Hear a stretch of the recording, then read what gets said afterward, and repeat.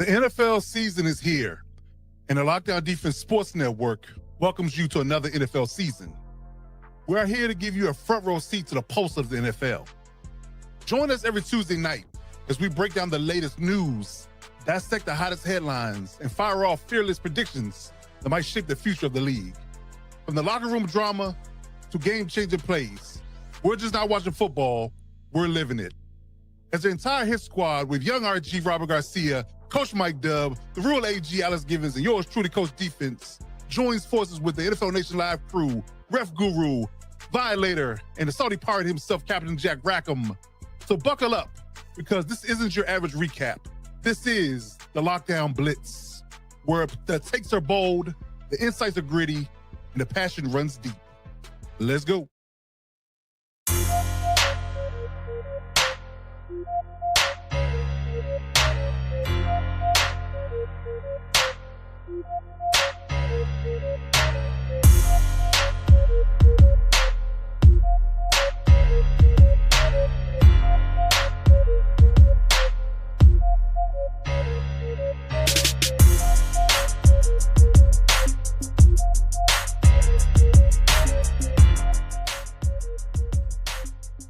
To all my heavy hitters and lockdown defenders, welcome to the Lockdown Blitz.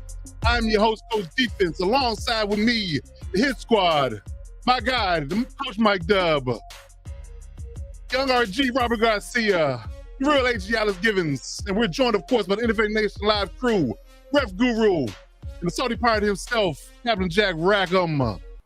Gentlemen, welcome to the show. Yar! Yar! Yar!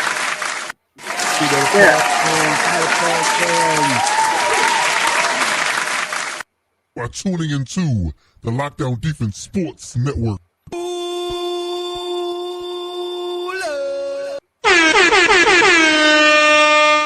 We're in the building. Gentlemen, Sir.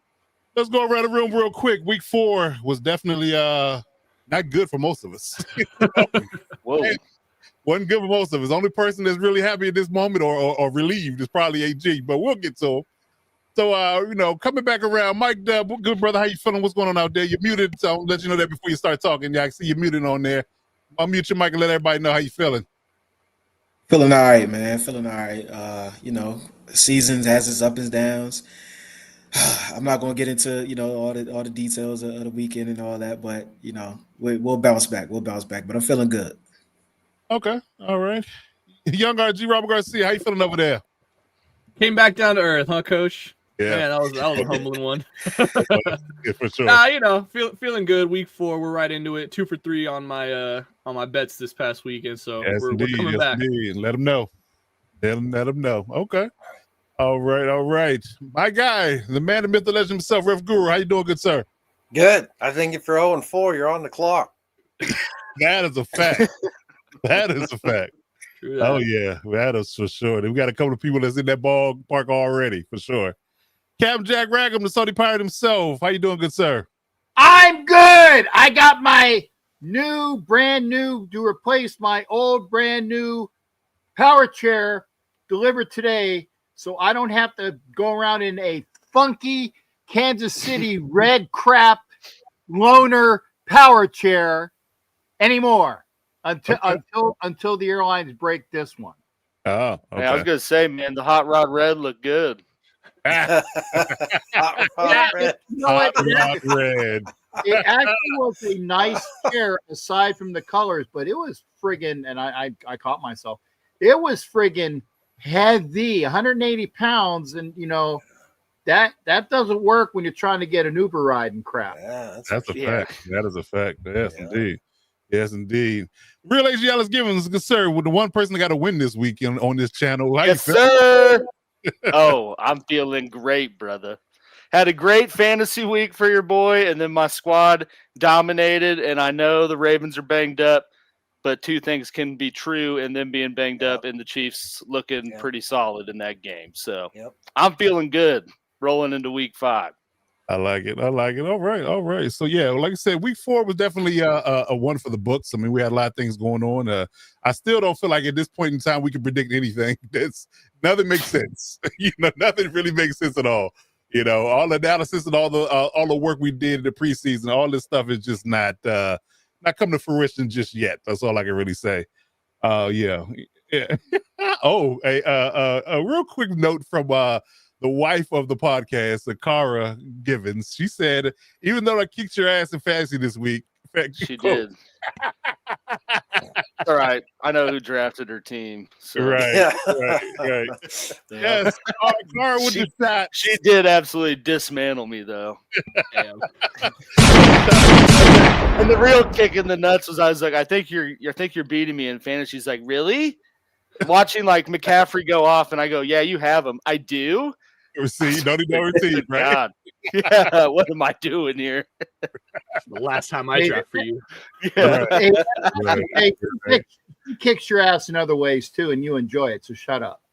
Sometimes that's just on Saturday, Cap. Come on. The weekend, brother. It's the family show, sir. It's a family Gotta show. be relaxed for Sunday. I actually drafted her team on the show. We have video proof of me doing that. I waited a good 5 minutes before I even dropped that. So wait a second. I'm good. I knew once we entered that realm, it was coming eventually. I was prepped. He's prepared. Okay. All right. As we do at the top of each show, we like to give a quick analysis from a referee's perspective. Any calls, any things that were kind of questionable throughout the week. So we're going to get into our first segment of the day called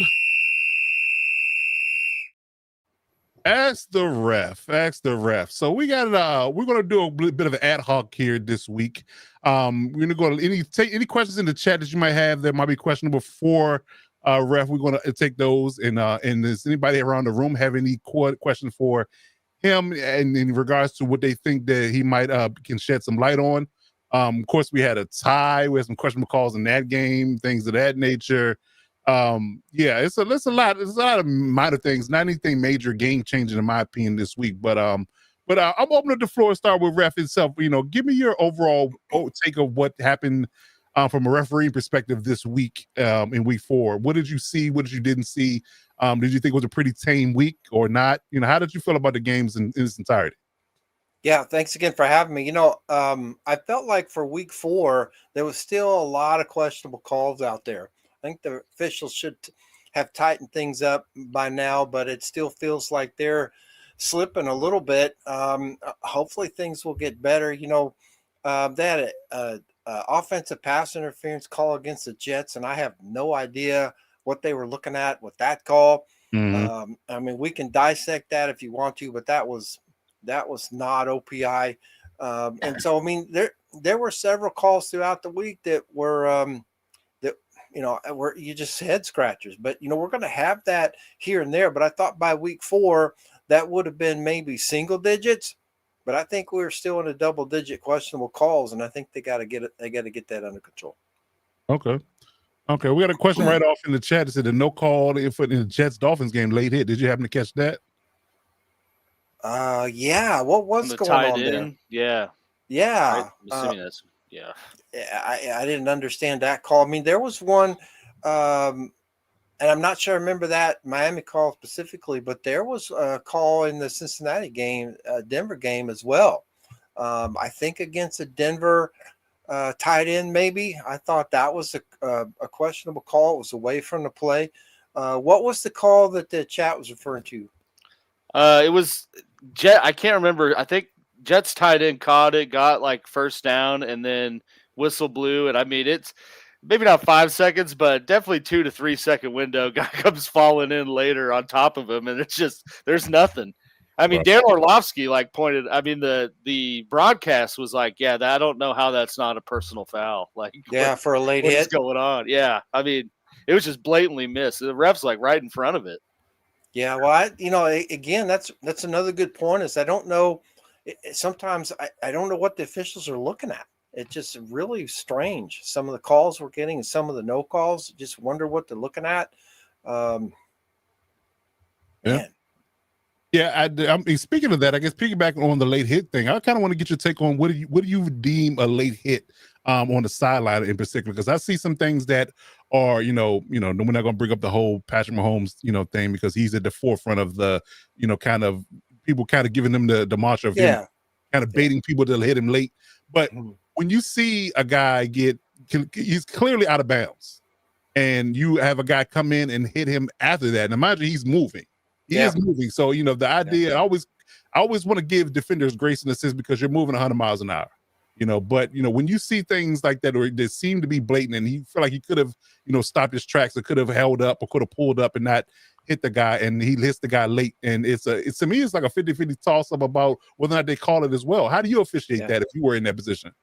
Yeah, that's a really good one, because a lot of it depends on whose sideline you're on, right? So let's say you've got Raiders, Chiefs, and Mahomes goes out on the Raiders sideline and there's a hit. There's going to be a flag, because if there's not a flag, you don't know what's going to happen over there. You don't have enough officials to go over there and clean that up. If it's on the Kansas City, if he goes out on the Kansas City side and there's a hit, the officials are going to kind of take a look at what happened as a result. So it's not a call that you necessarily, I mean, the obvious ones are going to be a flag out of your pocket right away. But generally, and this is true with a lot of calls, the officials are going to take a second to go, do I have a foul here? They're going to give them a second or two to process it. And part of the process is how many steps did the, let's say it's offensive player, how many steps did the offensive player take out of bounds? Were they literally trying to get out of bounds in order to stop the clock, and the defender just didn't even respect that? Was there a little gamesmanship going on there where I might step out, I might not step out, so the defender has to make a decision? But just about more specifically, if the player is fully in the white and the defensive player's in the white, that's going to be a flag. Okay. Yeah. Okay. If the defensive player still has 1 foot in the green, and it's kind of what happened after. Did the offensive player go flying into the bench, knock the Gatorade cooler over, and the cheerleaders fell down? Or did he just kind of fall over and win an Emmy? Did the player take an extra step? Did he hit him with the helmet? Did he hit him, with the shoulder pad? So they're going to take a second, kind of process that. But there'll be a lot more intimidation if the player that's in question is on the other team's side of the field. I can assure you that. Okay. That's some good clarity. That is definitely some good clarity, because I didn't even take that into account, although it makes perfect sense.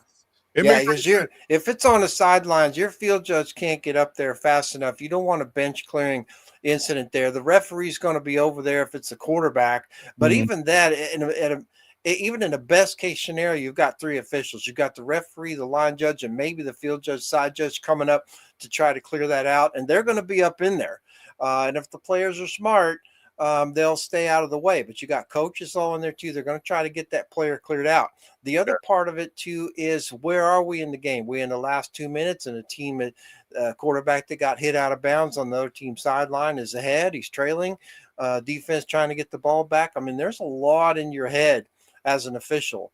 But you're going to, if it's on the other team's sideline, you're going to be reaching probably for a flag.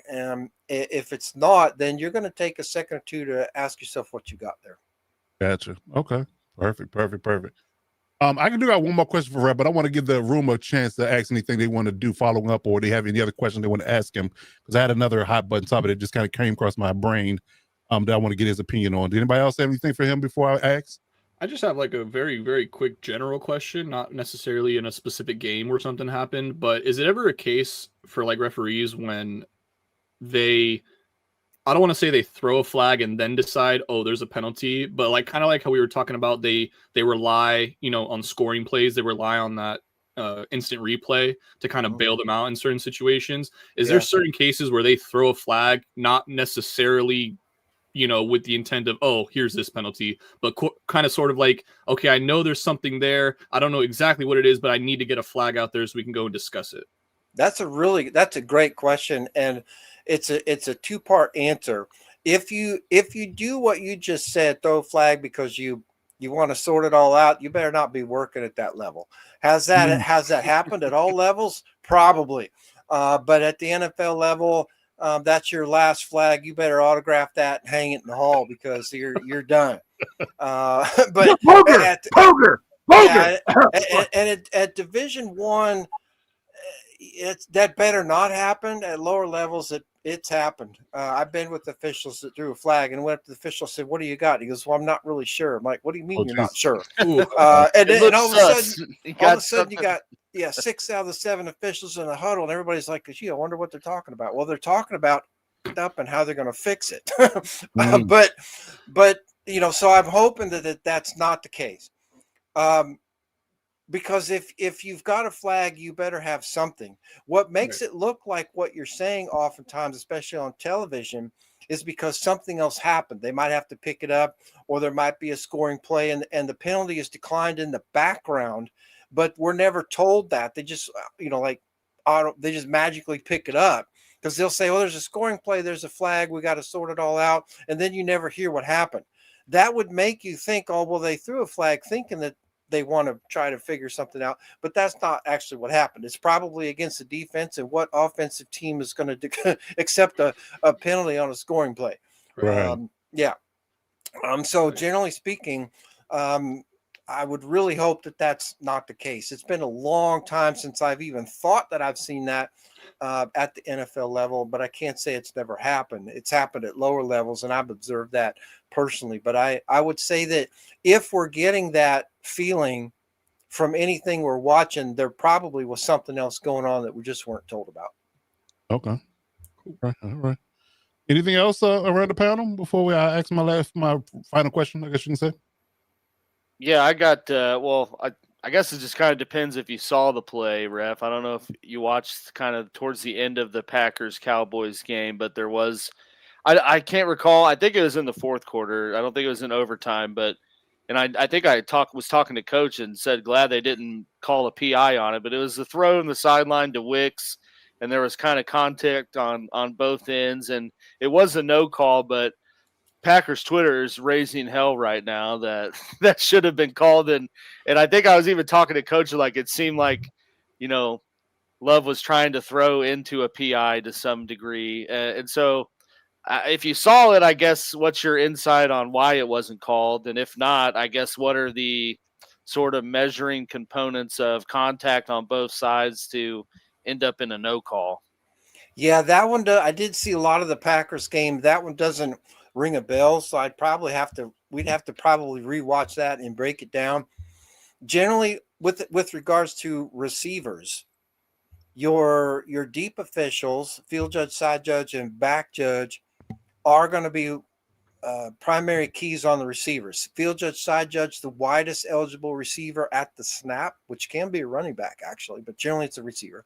The back judge generally has the tight end.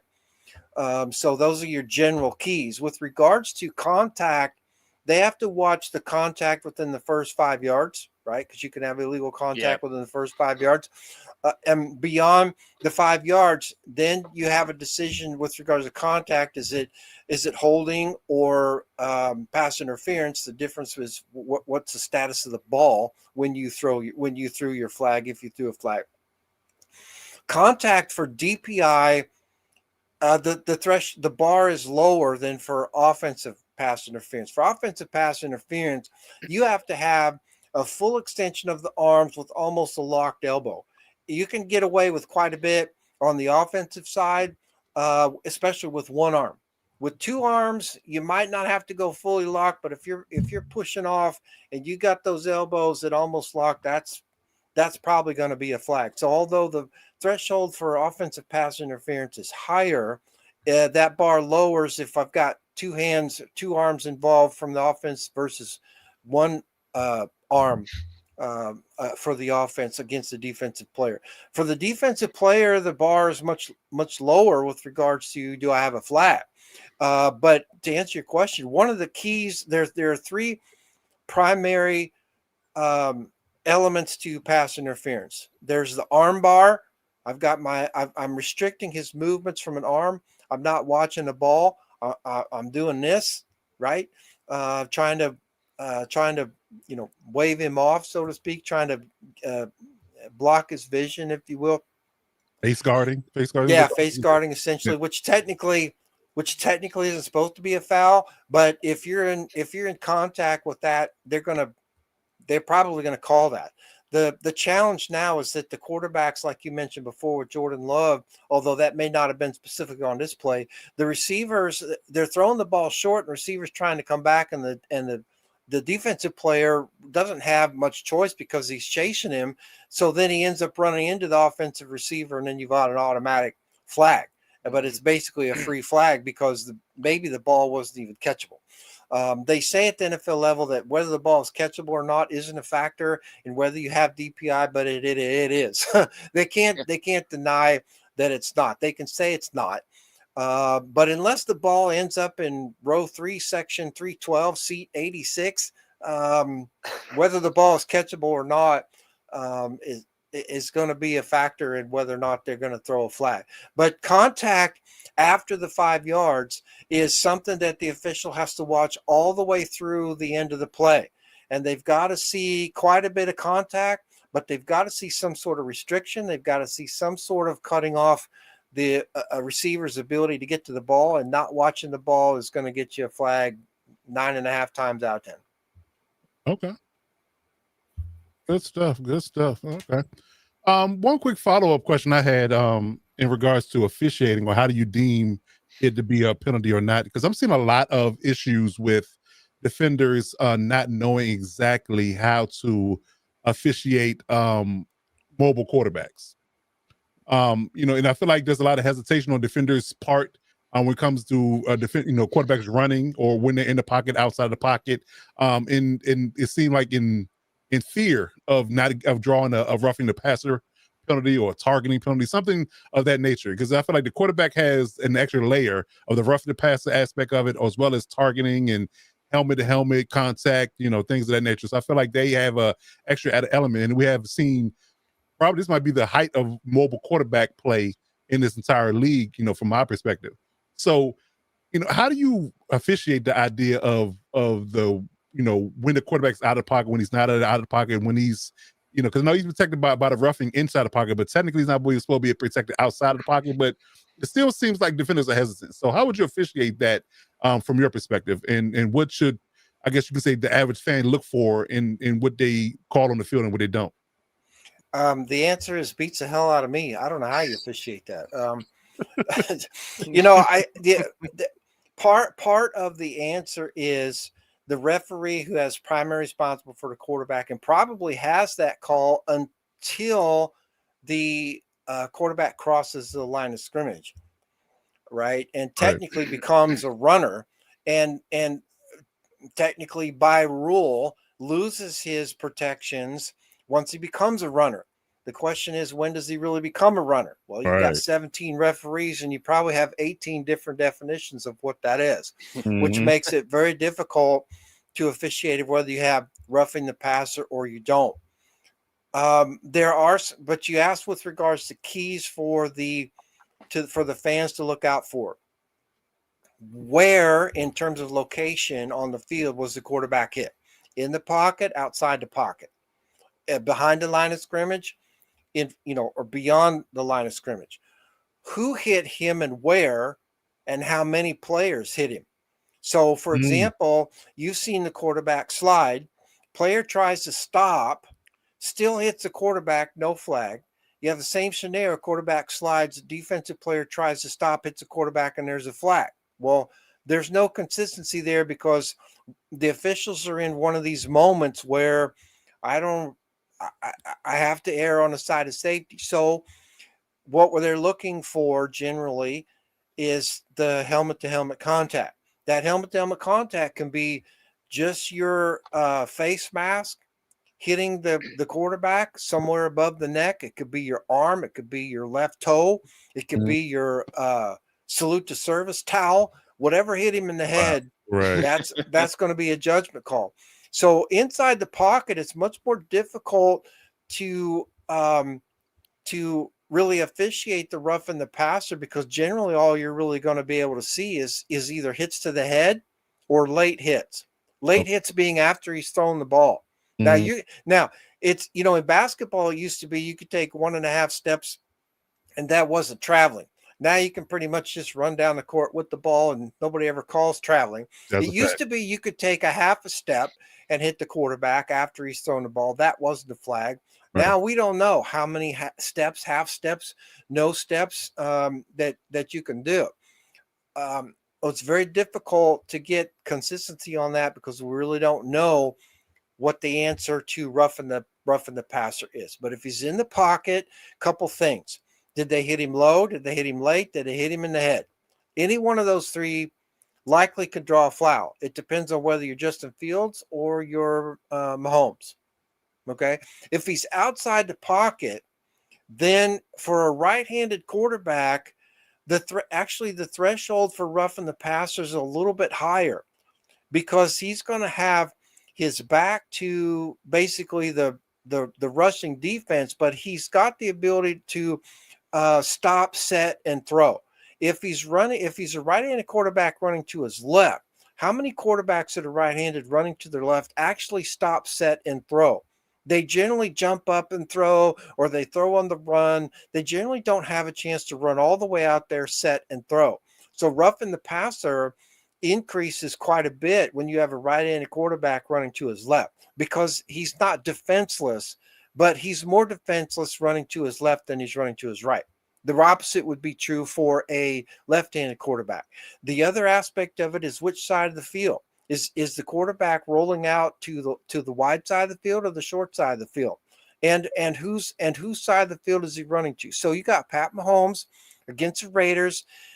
We're watching the television and the ball's on our side, our hash, okay, the television side hash, okay.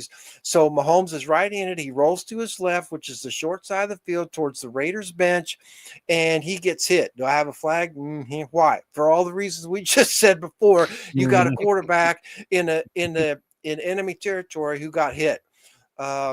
So you're going to have your referee, probably depending on who it is, might get the jitters. If he's rolling to the wide side of the field towards his own bench, do I have a flag? Depends on where he got hit. Was it low? Was it high? Was it in the head? Did they push him out of bounds? What happened?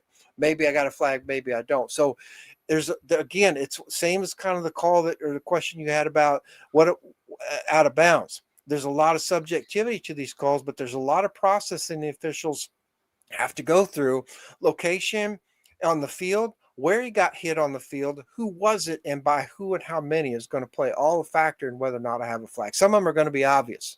Others won't be. So on the others that you think should have been and aren't, we'd have to probably break it down. But if you had a right-handed quarterback rolling to his bench on the wide side of the field and he got hit, not a flag, okay. You have something to look for now. Well, if they cut him off at the knees, maybe. If they hit him in the head, maybe still. But if he rolled to the other side or he tries to make a play upfield, maybe I got a flag. Then as soon as he crosses the line of scrimmage, everything changes because he's technically now a runner, is not afforded all the protections that he would have had as a quarterback. The problem we get into now is that they let him slide. And the defense doesn't really know how to. Last second. They don't know how to defend that. They've got to figure out that if they're going to let the quarterback slide or essentially give himself up, maybe there's another way to give himself up. Maybe he, instead of sliding, maybe he just stops, stands up, and Puts says, his hands up. waves a white flag or holds the ball up or something. I don't know. Right. I think the sliding thing is problematic. If they should find a way for the quarterback to say, I give up without him sliding. But they're trying to coach this. And it's difficult to do. And so the league has decided that some of this stuff is okay. Now you end up with late hits and some people cry foul and some people don't.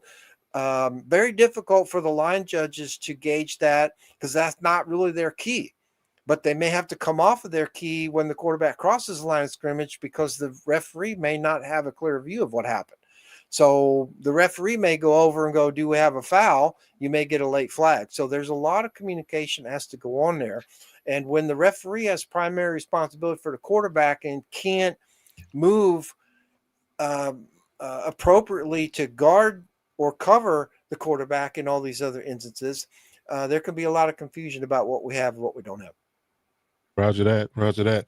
And Ed, to your question, yeah, that's in the works. We're in the works on that in the back stages of the network. So yeah, we look forward to that. We'll let you know when that drops. So, but that's definitely in the works. That's a good one. Yeah, we can go over positions, primary responsibilities, and pick out some plays and just do some generic stuff. Would be probably really good for everybody to see that. Yeah, that's what I was going to point out. Jack, you got to go to my OnlyFans. That's all I'm saying. Wow. Ooh, shameless plug there, huh? Yeah, I mean, there's a good comment right there. It's impossible for a defender to pull up at the last second slide. Like Tua did. I agree. You know, that so one last night was egregious from Tua. Like last second. Like yeah. And with a guy with concussion history, he should know better. Yeah. Yeah, he shouldn't even be taken off to run with his concussion history. Well, I agree with you on that front. Well, and maybe honestly, because guys, of the concussion, he slid so late. He's like, "Oh, I got to go down." Yeah, and I think, to not belabor the point, because I know you got a show to do, but I really think that they really should try to come up with a way for the quarterback to, quote, give themselves up. And I think we could probably eliminate some of that because they're obviously trying to take that out of the game, right? Yeah. It's not 1977 anymore. You can't just plaster people. But then if they're going to say the quarterback slides, well, how do you defend that? The other option is if he slides, how do you know when he's going to slide? So you have to defend him at some point. So if it's not flag football, it's really tough to try to determine. But I think the defenders could do a lot by just not getting a helmet in there. Oftentimes, you see the player trying to pull up and you give them credit for that, but for some reason there's still the helmet contact. Right. Hard not to throw a flag when there's helmet contact. So put your head to the side, put your head up, dive over him. There's just a lot going on there. And at NFL speeds, I'm not surprised that we have some controversy there. Yeah, and then not only they officiated from a helmet to helmet perspective, but they officiated from an arm to helmet, shoulder pad to helmet, anything that hits the helmet, any body part, and you're sliding into me, and your helmet is the last thing. It's kind of hard not to hit it from a defender perspective. And you're going down, like you're naturally gonna brace it. Yeah, you almost need to put some of it on the QBs, like put 1-2 yard. Like if you're within a yard of a player, you can't slide. I mean, you just get I get the safety component, but there's some assumption of risk to it. Like if you want to slide, go down earlier. If not, well, you're be prepared. Well, if you're trying to get a first down, and now remember, they're going to spot the ball not where he ends up, but right when he starts to slide. Right where so the ball is. His legs and knees come out, and his arm is back. But that's where the ball is going to get spotted. It's not anywhere else in there. So that was the caveat for the defense. It's like, well, if the quarterback slides, he's not going to get credit, for a 6-foot slide. He's going to get credit for as soon as he, got a hip down. That's where we're going to spot the ball. So that part's okay. Yeah. But I still think they have to figure out some way for the quarterback to still be designated as a runner, especially after he crosses the line of scrimmage, but still be able to give himself up if he wants to. That wouldn't go. Whatever they decide isn't going to sit well with the likes of a Lamar Jackson or a Josh Allen or somebody like that. For other quarterbacks, they like Aaron Rodgers, they might be glad for that. But it's a contact sport. It's football, and you can't merge a non-contact aspect into a contact sport or make it half flag and half not football. I was just going to say merging flag with contact football, and that's this is what we get into when you have that is all this nonsense in the middle. So if it's not defined, then it's subjective. If it's subjective, it's not consistent.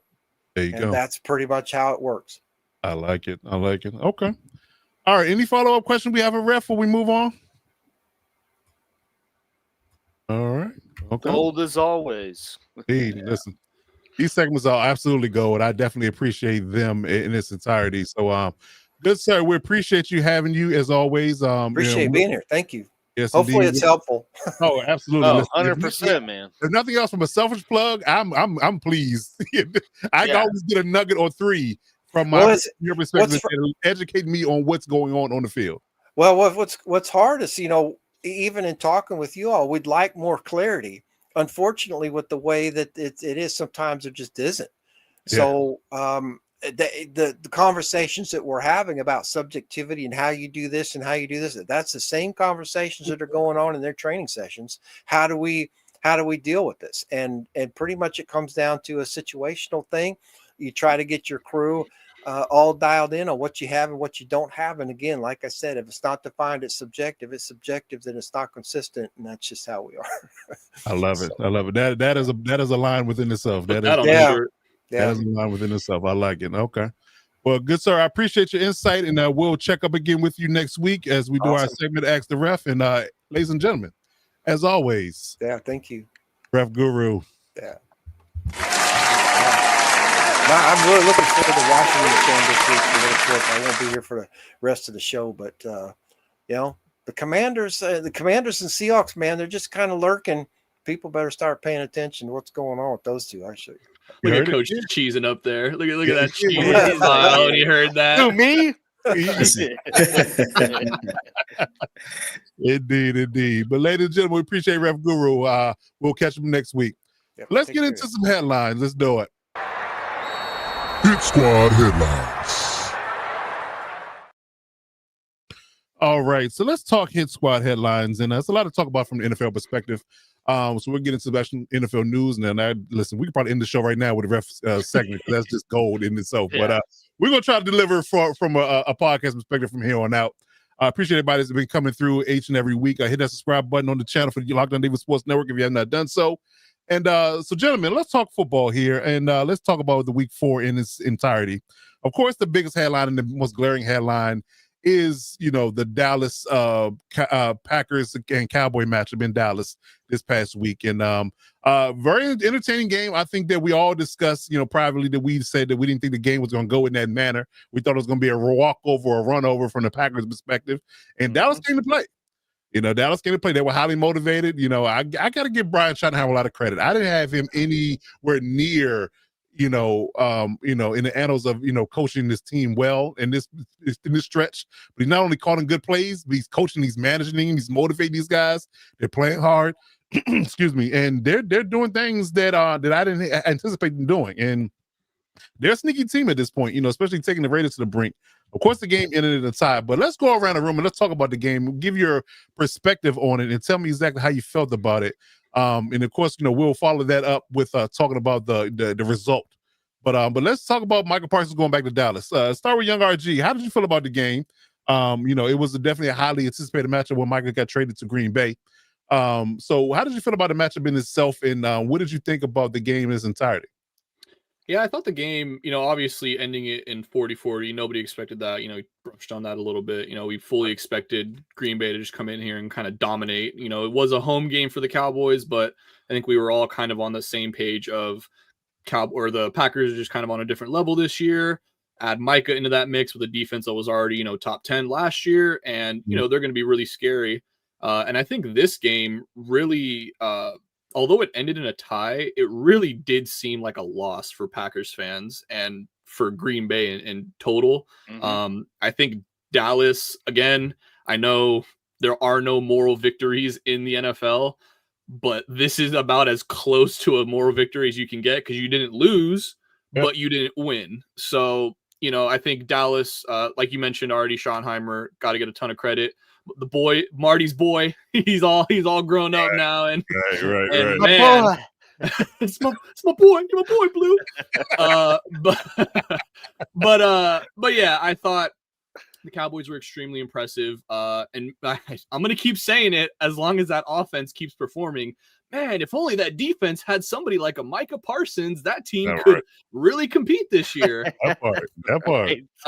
But yeah, great game all around, and we'll talk about the ties a little bit later on in the show. Okay. Real AG Alice Givens, how did you feel about this matchup? Yeah, I mean, like we said, it I think was as expected, at least from the Packers component of lighting up the scoreboard. Got to give the Cowboys credit.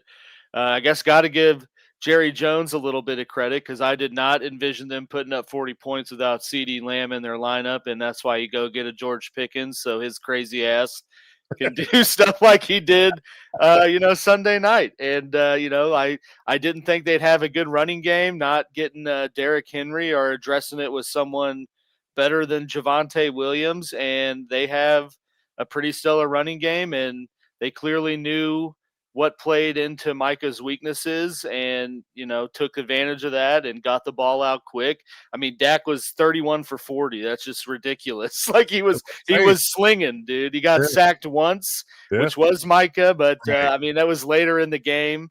I just thought they had a great game plan for him, and he didn't really, leave his fingerprints on the game all that much or make that big of an impact. And honestly was off the field quite a bit more than I thought he would be for this homecoming that it was. But I mean, overall great entertaining game. Like that's what the NFL wants, like high scoring games. Certainly probably not the outcome that we got to, but yeah, you got to get kind of hats off to everyone in that regard.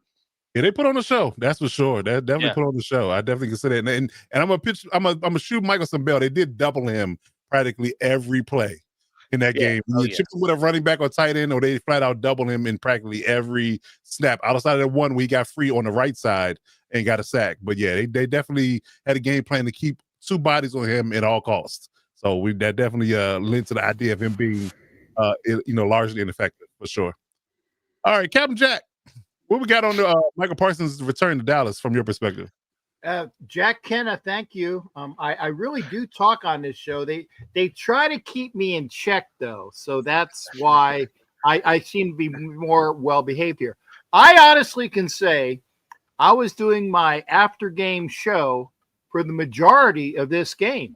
Okay. And then my audience said, hey, you might want to check out the Dallas game. And honestly, I'm sorry, I didn't turn my TV on in my room fast enough when I had my show on. And I did turn it on just in time to watch basically the tie at the end and the overtime. So I got to the best part of the game and didn't have to waste the other 2 hours or so of watching whatever the hell transpired. I did see the sack that Micah Parsons did on Dak Prescott, and Prescott after the game was like, well, that wasn't a sack. Well, yeah, it was, because he caught you at the line of scrimmage. It was a sack by the NFL book. So I caught all the important stuff. It was a tie. It was very well played from what I saw. And the fact, and I agree with that dude over there. What's his name? The Robert. What's his name? Yeah, there you go. The dude who just saluted. Okay, I'm playing. But I agree. It's like for Packers to go in there and basically outplay the Cowboys, because you could feel by the feel of the game that they won that game, but they didn't get a W in the column. Okay, so that is almost like going in there and getting an L, because the Packers have the Cowboys number. They have had it for several years, and it's actually a very decisive victory without a W for the Dallas Cowboys to have on a Sunday night game when Micah comes in there and it has all the flash bam, Hollywood bullshit going on. For them to get a tie is a win for the Dallas Cowboys. I like it. Okay. All right, the man is the closest to this particular matchup because he is a Commanders fan, and he was, preying on the Cowboys' downfall. Coach Mike Dub, how do you feel about this matchup, and what did you take from it, from especially from a coaching perspective? What did you take from this game? Yeah, definitely got to give credit to both sides, but especially the Cowboys for their game plan and how they neutralized all the Packers' weapons. Not only double teaming Micah, but also getting rid of the ball quick so that guys like Rashawn Gary can't really get going, and they did a good job of keeping Dak in a rhythm and staying on schedule. I think that's the biggest thing. He never got caught in a second and long or third and long situations. They stayed on schedule, which is of course key anytime you're going against a good defense in a spectacular pass rush. And then, of course, you got to give them credit for the next guy stepping up. They did this without CeeDee Lamb, their number one guy. Some would argue that kind of opened up the offense a little bit more because they weren't so dependent upon him, so they were able to get Pickens going a little bit, get their run game going a little bit, Ferguson. So definitely got to give credit to the Cowboys for their game plan and how they stuck with it, and kind of did what they wanted to do. Of course.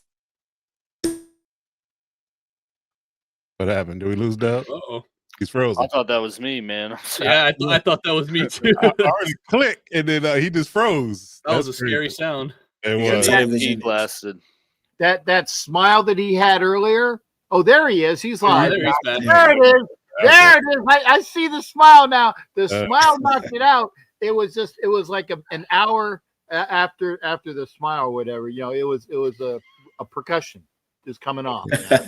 You missed the very last part of your statement, though. If you want to reiterate it real quick before we move on. No, I mean, I was just saying, if I'm the Packers, I'm a little disappointed that you couldn't capitalize. It's hard to win games in this league, and that's a win that you're going to want to capitalize off of. Possibly if we get down into, the end of the season and we start talking about home field advantage and things like that. Yeah. Then it could come back to haunt them. So definitely I hate moral victories and I hate ties, but we'll get into that later. But if anything, it will be a moral victory for the Cowboys. Packers got to be a little disappointed that they couldn't come out with a W. Yeah.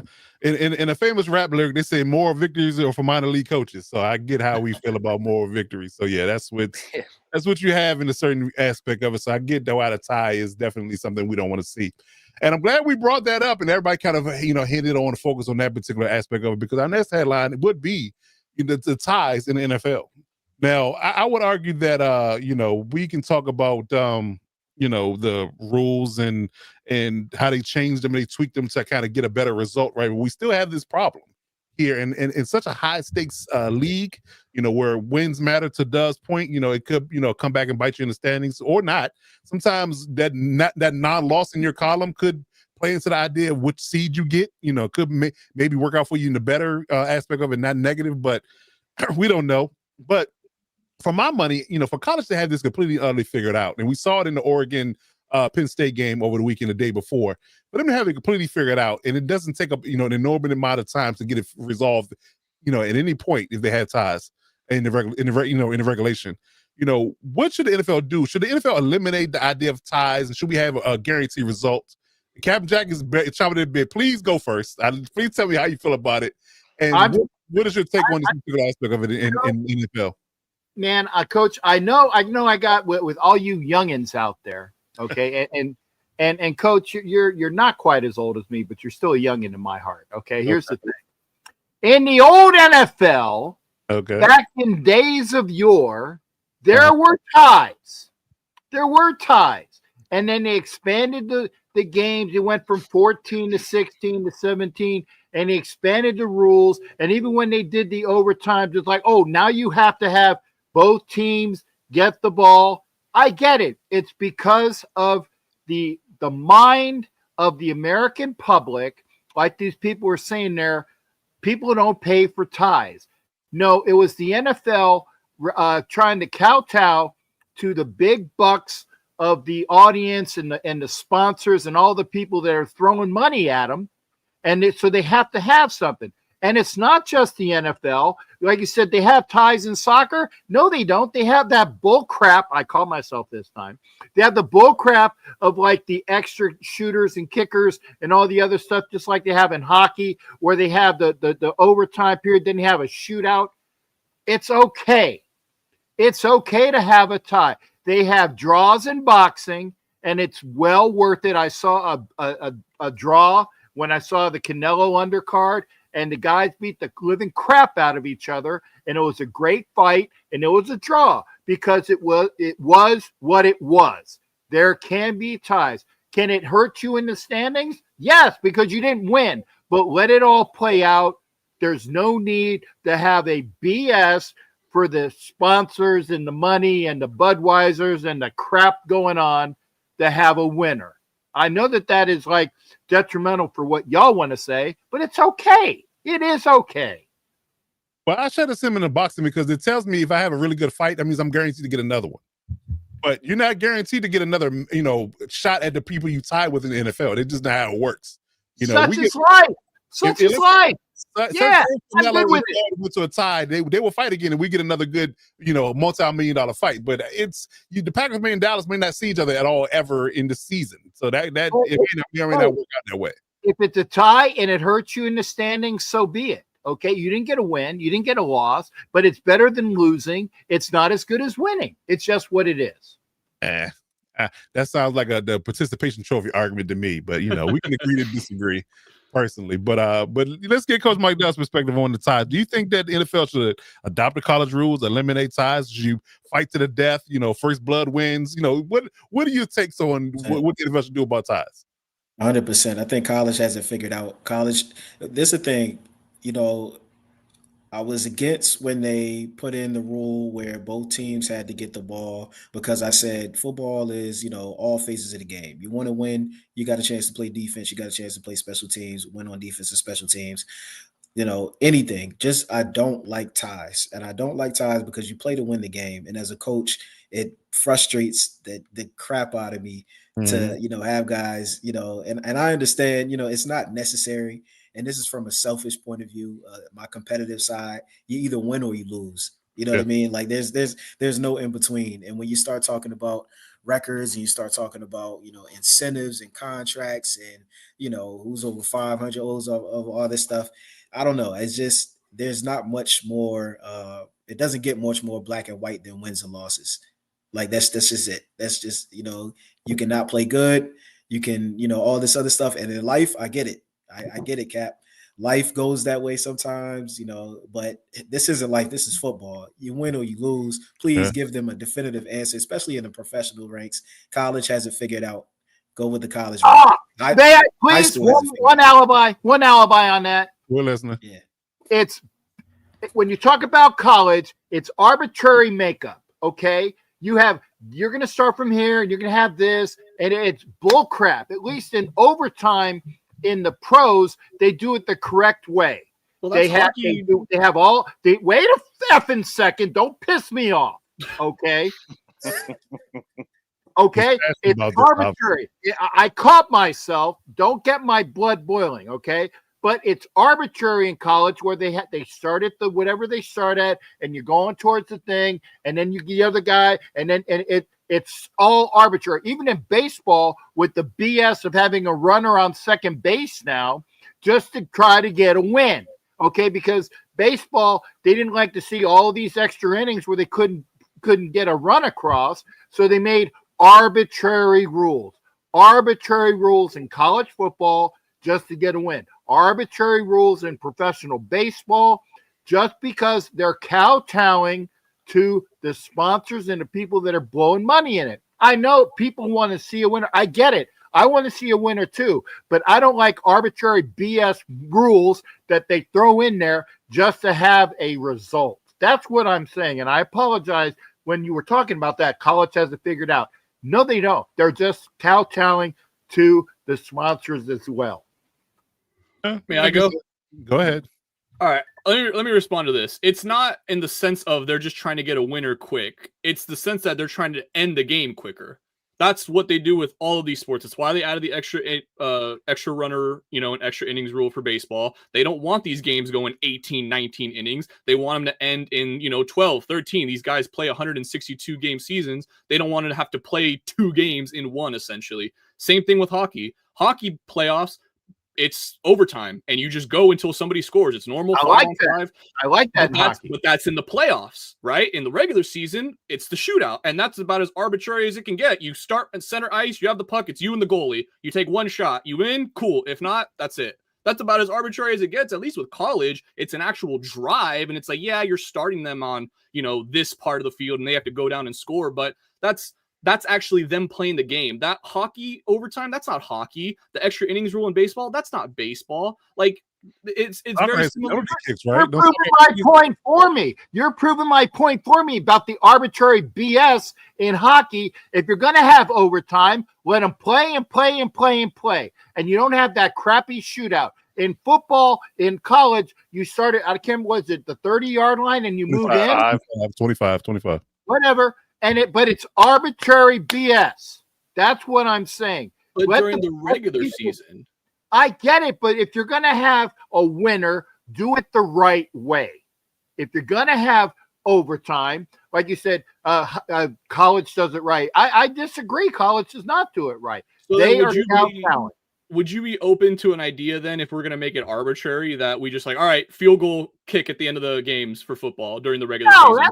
That's bull crap too. But that's Come my on. point. That's what all these leagues are doing in overtime during the regular season. They are trying to end these games as quickly as possible, not have them go any more than they have to. Football, out of those 4 sports that we mentioned, is the most physically taxing sport. So the Agreed. less time they can play, the better. That's why there is ties in football. It's because they're like, we cannot let these guys go until somebody wins, because And they're just that's going to why destroy it's each other. okay to have a tie in football, because you don't want to go beyond. You want a result. The result is an effing tie. And by the way, if you're going to say physically taxing, remember, Robert, you and me are both hockey fans. I would say that taxing, you're saying that football is more taxing than hockey. I might call you on that one. That'll be a discussion for another time. We're not going to debate that, but they both physically taxing. But I would lean towards football, especially since I played the game at a high level. I think it's a little more taxing than skating on ice for 60 minutes, but whatever. We got to digress from that. But I'll try not to say anything else. I think that the league is a results-based league, in my opinion, and I think that the result is wins and losses. Ties adds arbitrariness to the standings, to me, in my opinion.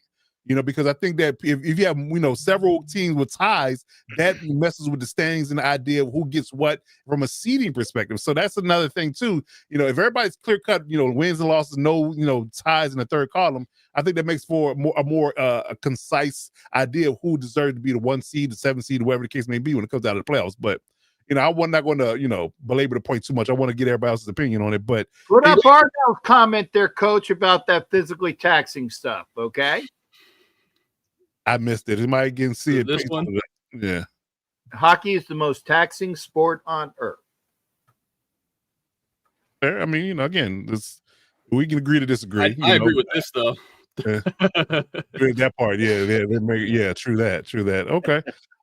Real AGL is given. So how do you feel about this particular aspect of it? Where do you stand on this aisle? Yeah. Well, let me just temper the room a little bit and say hello, Kenna. Good to see you. Good to see you, brother. Already. We did, but hey, he was asking. I'll give him a hello because it's good to hear from Kenna. But Okay. I don't want to trigger Cap or send him skyrocketing, but I do feel that college has over time figured out, at least from the aspect of getting a result that is not a tie or an extra number in the win-loss column.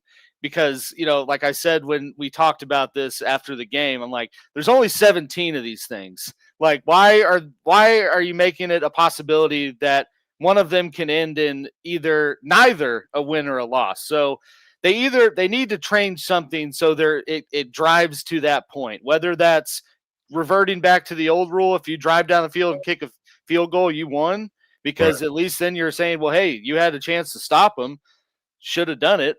Or go to more of the college aspect, not saying just copy the model, top to bottom, but get to some point where you're driving scoring and then changing it from, hey, you're not just going to get this free extra point at the end.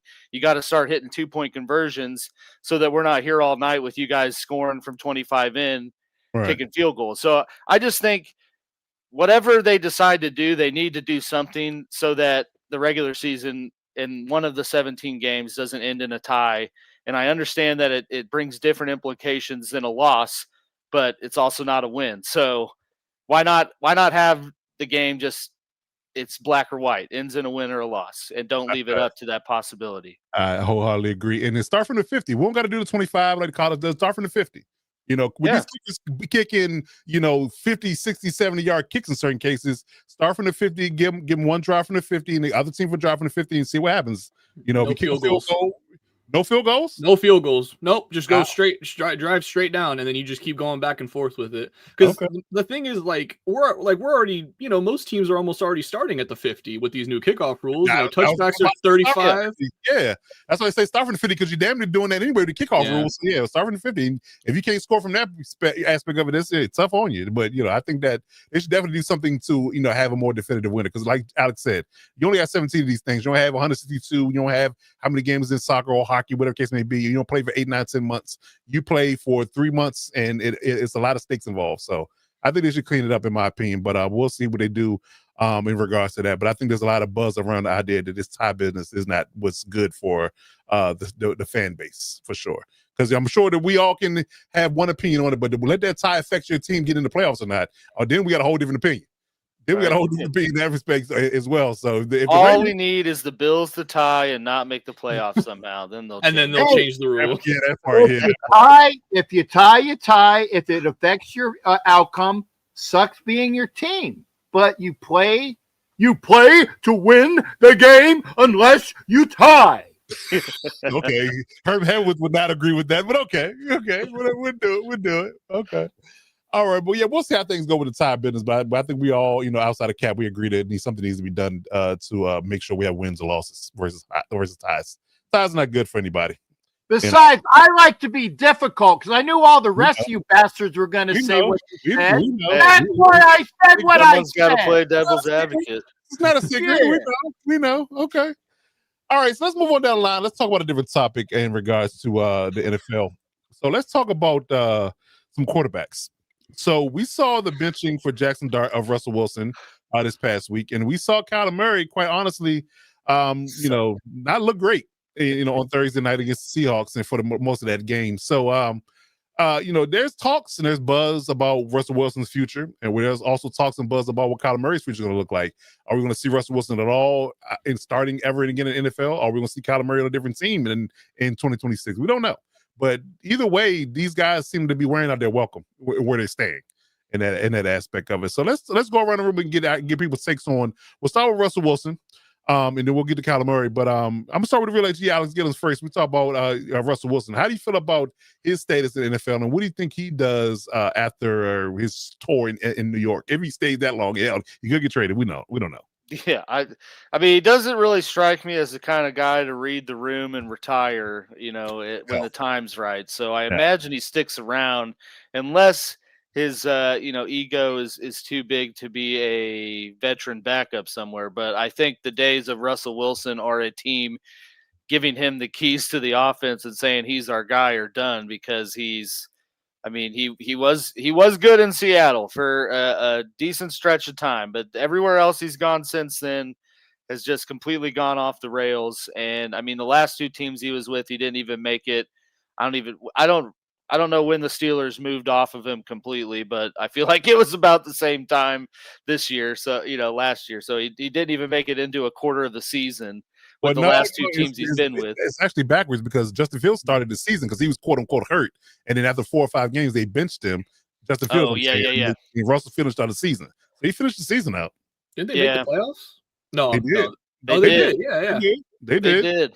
But yeah, I just done like they were normal, MO. Yeah, I think they were a wild card. They were. But yeah, I do not envision another team talking themselves into or believing Russell Wilson's the missing piece that we need to have our offense be better, or I just don't really see a team giving him a chance. So I think he is absolutely done as a starter in the NFL, and we'll see if he sticks around to be that, like I said, veteran presence for a younger guy. But from what I've seen too, he's not that type of guy that you would even want in your locker room for that role. So I don't know what happens. Yeah, I'm not sure. It's some weird things going on with that dynamic, and people have clearly left the right opinions on what Russell Wilson is and who type of teammate he is. Because I got into a Twitter war about his character after he got benched, and the people that cape for Russell Wilson tell me I'm crazy, and the people that think that they side with Richard Sherman and Marshawn Lynch, and those guys think that there's something there. You could be. That's the thing about it, from my perspective. And I'll say this, and I'll go to Coach Mike Dub next. But my thing is this: you could be a really good person generally, on the surface, but to be a good football teammate, that's a whole different aspect of the whole idea. Mm-hmm. Like, to be a good football teammate, to be a good leader in the locker room, and be a guy that people can rally behind and really want to go to war with. That's the whole completely totally different. I'll tell you one thing: a politician can't walk into an NFL locker room and galvanize the room. You're not gonna get me to play football. But Tom Brady can walk in the locker room right now and put the pads on it, and you're going to want to run through a wall for Tom Brady. It's two different scores of people, two different characters. So I think that, although Russell Wilson might be the guy to shake hands and kiss babies, he might run for Senate one day, but he just might not be a good guy that you want to get behind in regards to he can lead you to the promised land. Maybe that's just what it is. It's all public image. And all that, all that corny stuff is cool and welcoming when things are going good, but then Right. it's like it's Parkman doing his shimmy, Yeah, right. Women in Cleveland puke. Right. Broncos country. Let's ride. Right. So yeah, it gets tiresome real quick if you're not winning. So I definitely agree there. There you go. There's Parkman doing a shimmy. Doing his shimmy. Drives the women in Cleveland crazy. Drive the women in Vegas crazy. Yeah. Don't make me turn around. No, please don't. No, please don't. No, please don't. It's a family show. I did a front shimmy. That's why. Back shimmy is for your OnlyFans. Did an upper front shimmy. That's all we needed. Any other part of your body, save for your OnlyFans. Save for your OnlyFans. Coach Mike Dell, what do you feel about Russell Wilson's future? Yeah, I think. Sorry, I'm just trying to get this shimmy out my head. But, Can't unsee it. Can't unsee it. Yeah, It lingers, man. really- It lingers. It's terrible. I'm gonna have nightmares. But Come on, man. I think AG said it all. His time is out, most definitely as a starter. It's hard for me to say that his time is done in the NFL when you have the Saints situation happening. He could clearly play for the Saints. He could clearly play for the Bengals. He could clearly play for a lot of different teams in the NFL and be a better option for them physically. But the same thing. Is it really worth bringing? He's corny. Let's just call it how it is. He's corny. Yeah. Nobody wants to deal with his corny jokes on the sidelines and all that stuff like that. They'd rather just lose and draft a new quarterback. So I think this is probably his last year, maybe one more. Definitely as a starter. I think it's time for him to start transitioning into his next career. I don't know if that's media. I don't know what it is, but he's just, I don't know. And it's bad to say it because he does seem like a really nice guy. Right. He just doesn't seem like a likable guy. Yeah. And I can't even say that he would go on to do media. Like Jameis Winston is going to have an amazing media career. Listen. He might be the next Lee Corso, whatever you want to call it, the next big thing media wise. Russell Wilson, he's not likable, so he will be the next RG3. I don't know, but either way, his time playing, I think, is that's a good one. His time playing is shout out to Rob Parker. Shout out to Rob Parker. Oh man, yeah. I mean, anytime you see a guy coming off an injury run a fake huddle in an empty stadium, that's all I needed to see, man. Calling fake plays, Yeah. Come on. Right. So yeah, his time is out. Okay. It was a good run though. It was a good run. It was. And I'm not going to. It's a whole different debate talking about what Ardell's talking about him being a Hall of Famer. I'm not getting to that today.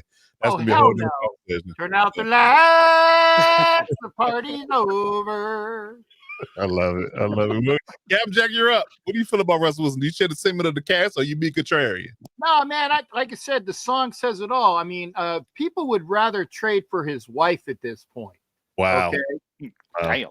I can't argue that either. It's sad. No, because wait a second. See, you automatically went X-rated on that. I'm talking about she's more of an entertainer and a crowd pleaser than he is. I agree. I'll give you that 100%. Yeah, I agree. I would go see her in concert before I go watch Russell play. Damn right.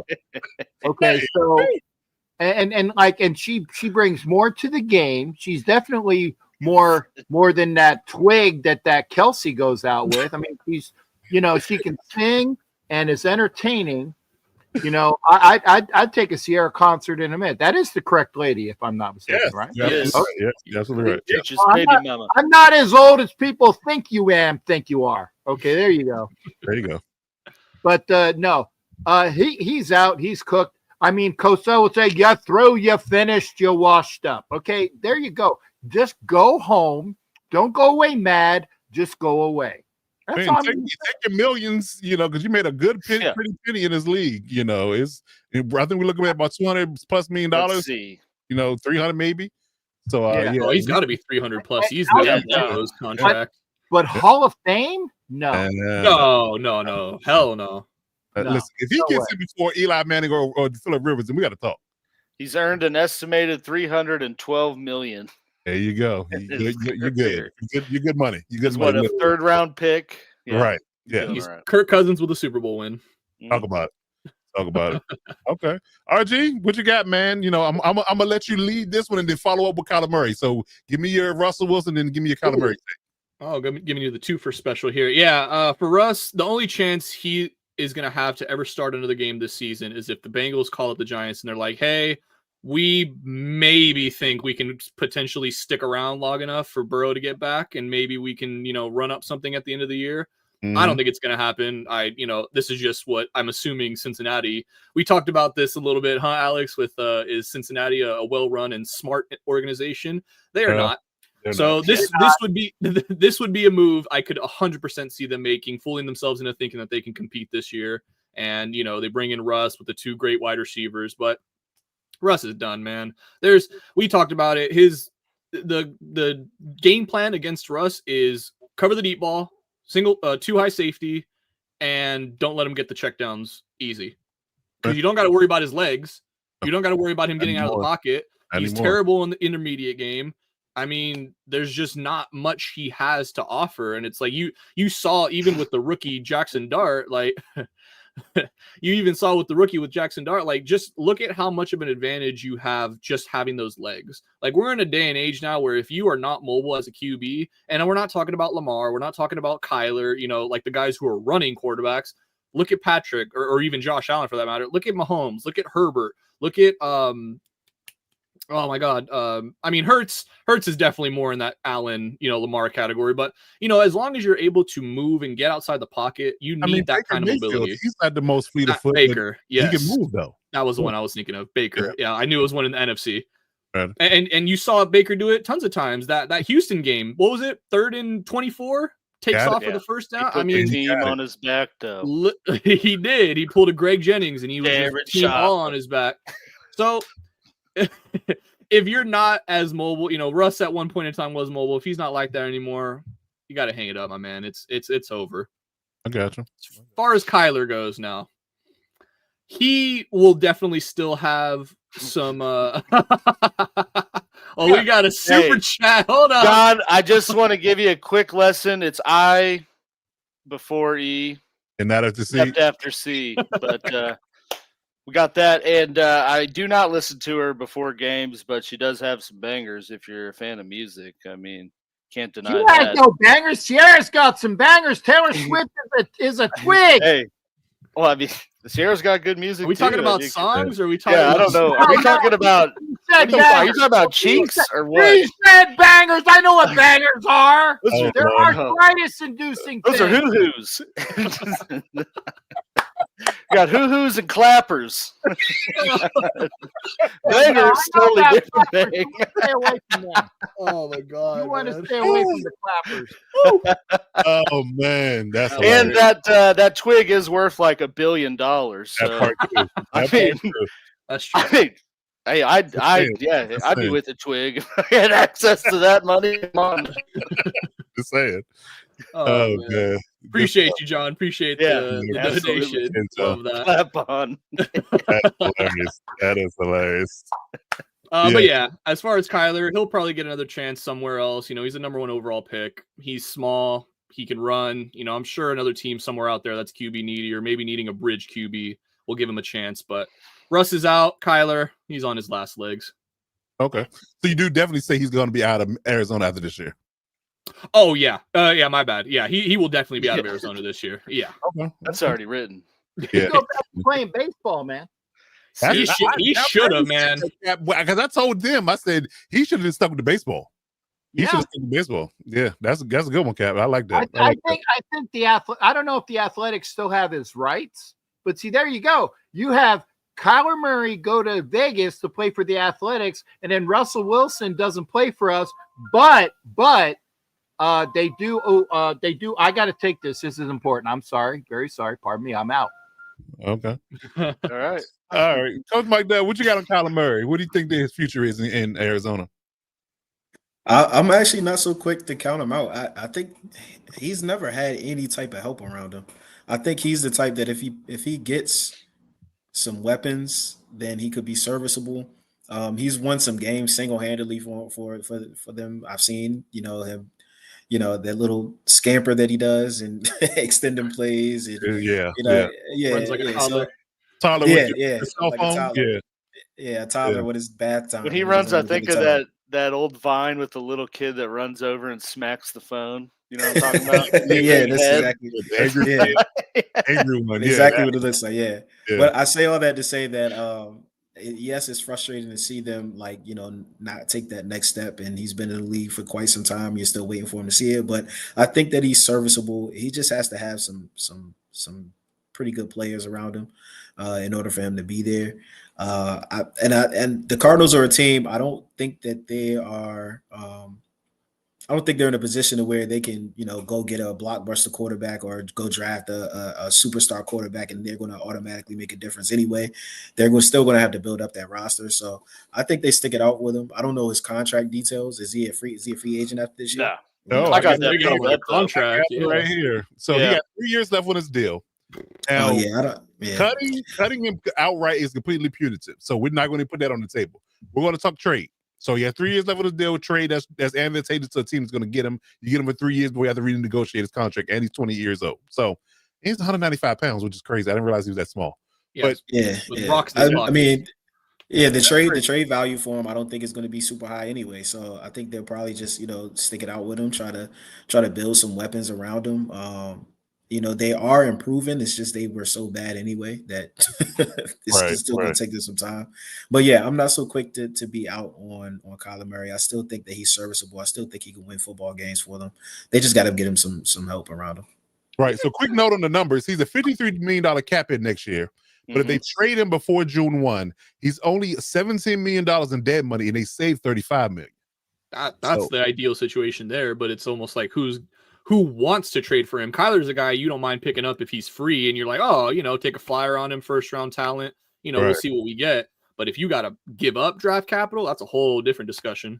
Well, they're also talking about what type of draft capital. You can get a starting quarterback for a 6th round pick. That's a whole different conversation. But like you mentioned, building. He's under contract. He's under 30 years old. I mean, there's a lot of things that work in his favor where he can, the Cardinals can be like, give us a second. You don't got to worry about paying him for the next 3 years. Yeah. He's, but I just very, very quickly, I want to quickly fight back on that. I think they've done a pretty solid job giving him some weapons. Robert. Sorry, Alex. You already got to talk. I'll let you go. My bad. I'll let you go. No. But I do agree with what you were saying. I mean, he has arguably the best tight end in the league. They traded for DeAndre Hopkins when he was primo D-Hop, when he was actually Nuke. They've spent a top 5 pick on a Hall of Famer's son. Yeah. I mean, they've definitely built around him to James some Conner. degree. The only thing he really hasn't had is, I think a consistent running game, outside of his own ability. But I think we very realistically see them move on from him if things don't turn around in quick fashion for him. I think you could see the Cardinals kind of take a playbook out of the Broncos, a page out of the Broncos playbook is what I meant to say there. But what do they eat? Like $80 million to move on from Russ, and because they knew they had at least the inner workings of a competitive roster and just needed to get the right person in the offense. I mean, that might be a similar situation here. So what, a 57 mil cap hit if they do cut him? I mean, there's potential that could happen because, I mean, he's just not – I know I said it last week on our show, Coach, at the Fantasy Show, Lightning Fast Fantasy Football Podcast for you guys out there. Shameless plug.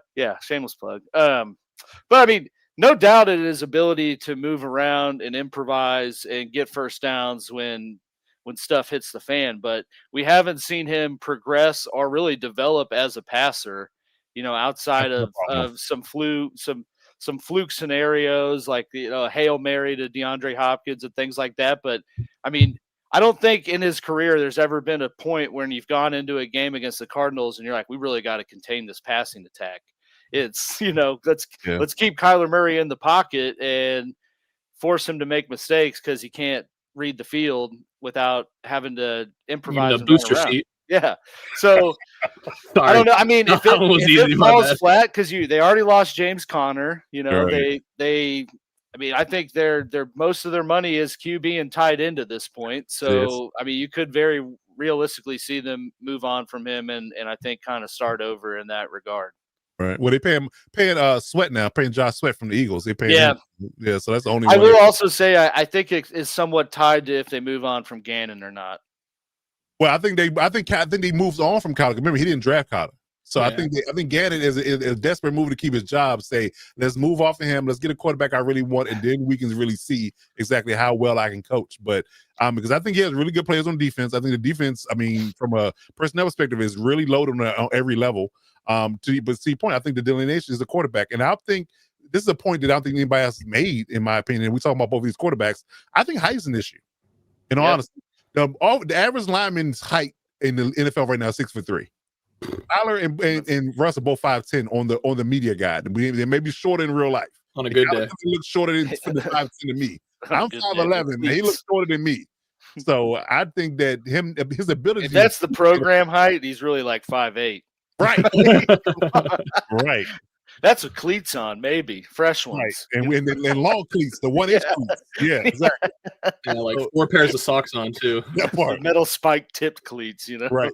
So the idea of keeping him in the pocket is the scheme to keep him limited, because he can't see down the field because he's too short, in my opinion. So you got these linemen standing up at 6'3", 6'4", 6'5", and him trying to see through lanes in the pocket, trying to deliver the ball. He just can't do it. I think that's been Russ's problem in general, because I think they kind of put that smut on him when he was in Seattle, saying he has issues with throwing the ball in the middle of the field. So I think it's a height issue. I think you need to have a taller quarterback, in my opinion. So I think that might be a reason why Kyler does not work at this stage of the game, is because he's limited. You know, he's physically, what is it? Heightly challenged. What is the word? Yeah, I know what you're talking about. Vertically challenged. Vertically challenged. There you go, vertically challenged. So yeah, I think that might be what the problem is. So we'll see. But see, to RG's point, I think somebody can convince themselves into him being. When I say Steelers, meet your 2026 QB. There you go. There you go. Okay. Younger Russ. There you go. Right. Remix Literally. And hey, I guess this week will be kind of a tell, because they do play the Titans. So if you think you're right there, then what do we do? Yeah. What do we do? Gannon might get fired if they lose that game, man. That's inexcusable. I'm saying. Okay. Coach and all folks here, again, I'd like to apologize. The only reason why I caught that call was because it was a Raider for events this weekend, a former Raider player. And, and when you get them on the phone, you got to take the call. I would not disrespect your show for anything that was not important, sir. Appreciate it. Business calls. I understand. Okay. Do you have any takes on Kyler Murray's future before we move on? Yeah, go back to the A's or whoever wants to play in baseball. Okay, that's easy. Okay, there you go. Boom. There you go. Short and sweet. All right. So let's move on down the line. Let's talk about some divisional talk. There's 2 divisions in the NFL that just don't seem to want to do anything noteworthy in their regard. It doesn't seem like nobody wants to win in these divisions, and it's typically not the case. I mean, you typically get competitiveness out of both these divisions, so I don't understand it. So the AFC South and the AFC North have problems. Top to bottom, we don't know what the Jags are. The Titans are a mess. The Texans, outside of winning the last game this past week, are a mess. And the Colts are at the top of their division. Nobody had that happening. I'm sure nobody had that on their bingo card. Yeah. Right. Daniel Jones, of all people, is leading that division. Jones, baby. The Browns are a mess. The Steelers, we don't know what the hell they are. They're kind of like the Jaguars. We just don't know day to day, week to week, month to month who they are. The Ravens are 1-3, and the Bengals are just a complete dumpster fire. So, did we mention the Browns, or they don't even need to be mentioned? It was a brief flyover. Yeah, it was very brief. I didn't have much to say. I just said they're a complete mess, and we all know that. So it is what it is. So yeah. So let's start with the AFC North. I mean, that's it's a lot of our viewers. A lot of our viewers come from that division, and they give us a lot of feedback on our channel. So we'll start with them. Coach Mike, what do you take of the division, and why is it such a disaster? Who do you think is going to ultimately win it? Talking about the North right now, right? Yes. Yeah, so it's funny. I just actually saw a post that talked about the similarities between the 2012 Ravens and the Ravens this year. I think both of them suffered some early injuries, and then also they fired a coordinator halfway through the year and all that stuff like that. Saying all this to say the Ravens can still turn things around. I think when they're healthy, they're still a pretty solid team. The Steelers actually look better than I thought. So I actually don't think top wise, between those two teams, it's as bad as it seems. I think they're going to start getting things together. They still are the Ravens and they still are the Steelers. So I'm going to put some respect on their name. So actually don't think it's as bad as it seems. I probably would have swapped out this division for the NFC South. That's a conversation for another time, just because I just don't know what the NFC South is right now. But this is definitely the most disappointing, because coming in, there were talks about this being one of the better divisions in football when everybody was and that's what healthy. they want the docket versus the South, because I think that they had high expectations for this division. They talking about 2 to 3 teams going to be good and be in the playoffs, and now we're looking at maybe one. Maybe. Yeah, maybe one. But I think once people start getting healthy, like I said, for the Ravens, I think then they'll get back to what they're supposed to be. The Steelers are still solid. The Steelers aren't terrible. The Browns are who we thought they were. A lot of people weren't really big on the Bengals anyway. And then, with Burrow going down, I mean, what is it to expect from them? So I don't think it's as much as a dumpster fire as it seems. It's definitely disappointing. But it's still early, and I think there's time for them to turn it around. Okay. The real AG Alex Gibbons, how do you feel about the AFC North, and what do you think the outcome's going to be? Yeah, I mean, I kind of echo the sentiments of Coach Mike Dubb up there, in that, clearly the Steelers are looking like the most complete team right now, but they've had a more favorable schedule than the Ravens, who, have a championship-esque schedule and then got banged up pretty early in the year. So I do think that the Ravens, once they get healthier, commit to using Derrick Henry every week. And, I don't think that it's easy to just say, oh, the Steelers have this thing on lock. But I do think it's going to be kind of a race between those two for who wins. And I don't see another team making the playoffs out of the North. Okay. Young RG, Robert Garcia, what you got on this division? Yeah, this is just, this is what happens with injuries, and, the NFL is completely unexpected. Things can happen, change, the course. I think, I think if the Browns had anything at quarterback, I would probably take them to win this division, because if they didn't have a kicker with shaky legs in week 1, they beat the Bengals then. Good point. Their defense is more than good enough to keep them in a lot of games, in pretty much every game. And, it just comes down to, they got a great rushing attack, which Quinshon Judkins looks really solid. Yes. It's just that quarterback position. And it really is upsetting when you see a team, the entire team is incredibly well-rounded. Mason Graham, their top pick, and, pairing him next to Myles Garrett. Oh my God, man. That team would be terrifying if they had anything other than Joe Flacco at QB. So just needed to give a little bit of love to the Browns. They might soon. Who knows? They very well might, So the only thing that really sucks with them is that they pretty much just wasted Myles Garrett's entire career. And by the time they're probably good and contending, he'll be either on the back end of his career or probably retired. But as far as who I think is going to win this division, I think with that injury to Lamar, and if he is going to be out 2 to 3 weeks, then it has to be the Steelers. They're going to basically walk backwards into this division title with the 2 injuries to the star QBs in the division. Yeah, that's a great point. Which is crazy to me, because I don't think none of us had that happen. I think we thought it was a Ravens division to lose, and we don't know what the Bengals were going to be in the preseason, things of that nature, and we just kind of wrote them off, But clearly, according to Geno Smith, they didn't write back. So yeah, I don't know, man. But I'm a little more cynical in regards to the 2 teams that quote unquote we kind of looking at that should be in the front running when the season ends. I'm gonna start with the Ravens. The Ravens didn't look good before the injuries. If you want to be real honest about it, they didn't look good at all. And they can't stop anybody defensively. Yeah. Period. Healthy, not healthy, didn't matter. Now you're banged up, it's going to get worse. So I don't, from a morale perspective, I don't know what's going on from a coaching perspective, but they haven't been right since Mike McDonald left there and went to Seattle. When he left, it's been downhill. Zach Orr is the defensive coordinator, but he had woes last year. He kind of tweaked it and kind of patchworked it and moved Kyle Hamilton around and kind of made it better, but they still end up losing in the playoffs. I'm a little concerned about their production. What Lamar did and against the Chiefs kind of telling. I think Spags is exposing the idea of what you can do against him to limit him and kind of frustrate him and get him to the point where he's not as dominant as he has once was. If you pressure him and get people in his face, and he can't just scramble and extend plays and get the ball down the field. It's an issue. Mark Andrews is regressing. There's a lot of red flags there, in my opinion. Now, do they have the benefit of having two bad teams in their division, so they might just back into a wild card, worst case scenario? Possible. But I'm just concerned about the idea of them. We looked at them as a Super Bowl contending team to start the season, and I'm not looking at them now. And by just in week 4, we're just 4 games in, and I'm looking at it like they might be a wild card team at best. And the Steelers, I mean, I don't like Arthur Smith. I'm gonna start there. I can't stand Arthur Smith as offensive coordinator. I don't like it. And for them to be, questionable on defense, much like the Ravens, they've get up a lot of points. Their pass rush isn't the dominant, quote unquote, force that it's been in the past.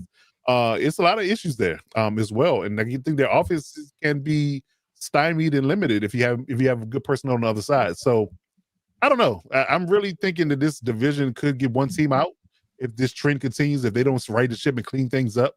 Because they both have the personnel to do it. It's just why they're not is just really the issue for me. That's where it falls apart for my money. But that's just my take on it. Captain Jack, do you got anything to add on this division disaster in the early going in the first quarter of the season? Which are we talking north or south? North. We're talking north right now. Okay. Yeah, I mean, I'm kind of surprised that the Ravens are playing as shitty as they are. Okay? I agree. Yeah. I mean, you would think that a team that has all of the makings that what they have with Jackson and their running game and their passing game, and all they have, they should be steamrolling, but they're 1-3 right now, and they might lose enough to not even be in the playoffs. The Steelers are iffy because you don't know what you're going to get with them, although they're playing better with some old dude that likes to smoke peyote, behind quarterback. Right. Okay, don't get okay. Allegedly, right. I want to mark myself for because Alex is my lawyer, for defamatory content. The Browns, like you said, Joe effing Flacco. Yeah. Okay, and yeah, we do, and thank God we do play the Browns. We do play the. And is this like my segue to the AFC South? So maybe the Raiders can get a win out of playing these teams. Like I said, maybe, okay, because we are playing Indy next week. Kind of that's what that phone call was about. We are playing Indy, the Titans. Maybe we can play after that, so maybe there's a victory in there somewhere. And hey, we're steamrolling for a top 5 pick, so maybe people will stop bitching about us not getting a quarterback in the draft. Okay. So we'll see, or at least some offensive linemen, because I'd rather the 2 years now, Fuaga and Membu are on the effing board when we need an offensive lineman, and there's plenty of good running backs, but no, they go right after the Raiders pick. There you go, Fuaga and Membu. So yeah, it's a disaster, and good luck to them, except when they're playing us. How's that? Fair enough. All right, so we'll roll right into the AFC South for you. So we'll start with you. What do you feel about the AFC South, and why is it such a disaster? And who wins it, in your opinion? Me? Yeah. Hell if I know. They all suck. Right as of right now, we have Indiana Jones leading that division. Yeah, and he's looked the best of that. The Jaguars are, the Jags. They're just you can't just Charger because that's already just taken by, Jags are going to Jags, Chargers are going to Charger. But, the Texans, they had showed signs of life last week, but until then, they were like, my God, what the hell is wrong with them? The Titans, like I said, there's some wins there for my team. Okay. There's some wins there for my team. But I mean, as of now, and things can change, the Colts got that division. In the North, I have no clue who's going to win that division because it's so topsy turvy. I get it. Okay. Coach Mike Dell, what you got on the South?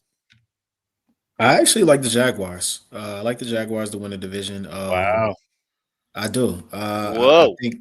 Yeah. I know. I think Cohen is getting his footing and starting to get things going there a little bit. Do I think that they're necessarily like a contender in the AFC? No. I just think that they're probably going to end up being the best team out of them. Aside from the Colts, everyone else just doesn't. They don't look like good football teams at all. Titans, self-explanatory. And then of course the Texans they're missing too many pieces. The offensive line is terrible. Yeah. CJ doesn't look good. They're also another team dealing with a lot of injuries. So yeah, I just don't see them turning it around. Not this year. Their defense was expected to be, really, really good. And they still are solid, but they just haven't been what we thought they were going to be. But I think I'm going to go with the Jaguars winning it. I think they may be, 9, maybe 10 wins max. So it won't be, like a super big thing or anything like that. But I'm going to go with the Jaguars to win the division. Okay. Good stuff. Real AG Alex Gibbons, what you got in the South? Yeah, it's just certainly one of the more interesting divisions right now because the team you thought was a sure lock to win it looks like total ass, and one that you thought would be not even sniffing any sort of relevancy is balling out right now with the castaway QB. So I'm not ready to crown the Jags right now, but I do think that it is between the Colts and the Jags because, I mean, Colts lost to the Rams, but they still look pretty solid and had opportunity to win, and they have a tremendous running game. They have they have a pretty solid defense, a great offensive line. So, like, as long as I want to keep saying Danny Dimes, but it's just that's not his persona anymore. As long as Indiana Jones, keeps being. You got to give it to Indiana Jones, man. I'll do the song. Yeah. But as long as he keeps playing the way he is, I mean, they're going to be a tough team to beat. And Jacksonville, I mean, we'll see. I do think Cohen's kind of getting his footing. He's standing 10 toes on business when people talk about him. He's setting that identity with the run game. But I think jury's still out on T-Law and kind of their passing attack and whether they can get that to kind of get them over the hump. But yeah, I don't really see the Texans turning things around in any time soon. I mean, they looked good, but it was the 0-4 Titans. So, right.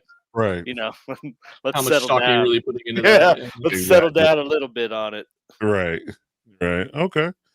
All right, young RG, what you got on the South? Man, I'm gonna go against the grain here. Give me the Titans. No, I'm joking. I'm not. Ain't no way in hell. Nah. That was my hot take at the start of the year. Not looking good. No, I'm gonna stick with a hot take that I came up with after week 2. I'm gonna stick with Danny Dimes. Or sorry, man. Now you got me saying it, Alex. I'm gonna stick it with Indiana Jones. I'm gonna stick with them to win that division. Alex pretty much laid it all out. Dominant run game, dominant O-line, defense that plays well enough to keep them in games. And then just like with Daniel Jones, it's just don't turn the ball over. Like Alex said, I'm just gonna be pretty much copying everything AJ said. Come on, in that game against the Rams, they looked very impressive. A lot of people were kind of like, this is gonna be the litmus test now for the Colts. And although they didn't win the game, I can definitely, I think we can all agree they definitely passed that litmus test as far as like, okay, they are going to be, a real team, during the regular season. As far as when the playoffs come, that's a whole different story. But I think the Colts, I don't want to say pretty easily, but I think the Colts fairly easily walk away with this division. Okay. Well, I'm gonna take a little bit of a hot take because I don't know about y'all, but I'm still waiting on the bottom to fall off for Daniel Jones. I'm just waiting. I mean, yeah. I'm waiting for the shoe to fall. I mean, he played good for the first 4 weeks, to our point. But I think that I'm just waiting for the shoe to fall. I'm waiting for him to revert back to, for that whatever that spell he had, whatever juju or root they put on him to make him play good for 4 weeks. At some point, it's going to run out. Cinderella got to go back, and when the clock strikes midnight, they got to go back and be the regular person. So I wait for that to happen. I think that from a talent perspective, I think that despite the O-line issues, I think the Texans still have a shot to win this division. In my opinion, I think they do. I think maybe this, last game they just played as a turning point to kind of build some confidence and get back to doing things the right way. They got a great defense. They got weapons on the outside. They're getting Christian Kirk back. They may get St. Dale back at some point. And CJ Stroud can, quote unquote, have faith enough to deliver the ball on time. Like he did in his rookie year. then they have the opportunity to potentially get back into the good graces of the division and maybe win it. But I think they have the best shot from a talent perspective, a coaching perspective as well. I don't trust the Jags. Again, I don't trust T-Law. I like what Leon Coleman's doing with the run game, but at some point, somehow, some way, T-Law's gonna have to deliver for you. And can he do it? Like you said, the Titans, according to Cam Warren, are complete ass right now. So they're just, we Right. can't have no faith in them. And I like the coach personnel. I just don't like the quarterback. So we'll see how things go. But I would take the Texans if I had to bet on it at this moment in time. So we'll see. Not until we play them, but we play them late in the year. Damn it, they can get good until we play them. This is my lament for everybody this year. Come on, man. We need after the Raiders game. After the Raiders game, I got you. Win. No, they can play good, and then they can get discombobulated for our game when they're looking for, because it's at the end of the year and it's near Christmas, and they have tidings of Yuletide, whatever the hell that's saying, and then they can go back to winning. Okay. Come on, man. I need some wins here. Fair enough. I understand. But if you want a high draft pick, do you need those wins? The answer is yes. Okay. To all the, if we need a high draft pick, yes. Do we need wins? Yes. There's got to be a happy medium somewhere. Okay. Fair enough. All right. So let's get into our cover forecast. We're going to rapid fire some game picks, and we're going to rapid fire some divisional picks. We're going to do a segment called Way Too Early. We're going to talk about divisional predictions in its entirety. We'll do who will win it. We'll go top to bottom. We'll run through it real quick to see what you guys feel about it this time of the year with the quarter of the games being done. Who's the leader in the clubhouse for each division. So, Coach Mike Dub, give me your leader in the division for the NFC. Run it down for me from top to bottom, east to west. All right, East, I'm going to go Eagles. Okay. Let's see what we got. North. North, I'm going to go Packers. Okay. South, I'm going to go Bucks. Okay. And what's left? West. West, Yep. I am going. This is the hardest one for me. I'm going to go Rams. I It's like close it. between the Seahawks and Rams, but I'm gonna go Rams. I like it. Okay. Yeah. All right, Captain Jack, give me a rundown. Who wins the NFC divisions, top to bottom, east to west? The Eagles. That's stated correctly, by the way. The Eagles. Uh-huh. I got the Rams out west. The North. I still like the Le Campion de Trois Lions. The Trois Lions El Campion. Still, I still like them. And then the South, unfortunately, because of all the crap that's there, the fake Pirates will have that division early. Fair enough. Okay. All right, AJ, give me a rundown. NFC, top to bottom, east to west. Yeah, East. Go with the grain here, I guess, and the Eagles. Just they look too good right now. I got the Packers in the North coming to the top, but that is, I know we talked about it preseason being a competitive division, and it's looking like it so far with their record. Just look at the standings. Bucks have, I think, the South wrapped up, and then I agree with Mike Dubb that the West is the hardest, but I got to give it to the Rams. I like it. Okay. All right, RG, what you got? Man, I feel like I'm just going to be like a broken record here with these predictions. I don't find anything different about it. Yeah, I got nothing wrong really. with that. I got nothing really to add on to that. I mean, going to go with the same answers that AG gave. Rams in the West, Packers in the North, Bucks in the South, and the Eagles in the East. I just think we're a little bit too early right now to kind of see if which team. I think like Eagles are obviously Super Bowl champs. They're showing that they're still in that caliber. Bills, I think Chiefs might be. Ravens also kind of looking at some of the other teams as well. But in the NFC, I think that it's going to be more or less of the same. I think it's the lesser competitive conference between the two, although maybe with some of these injuries, it'll be a little bit closer this year than we think.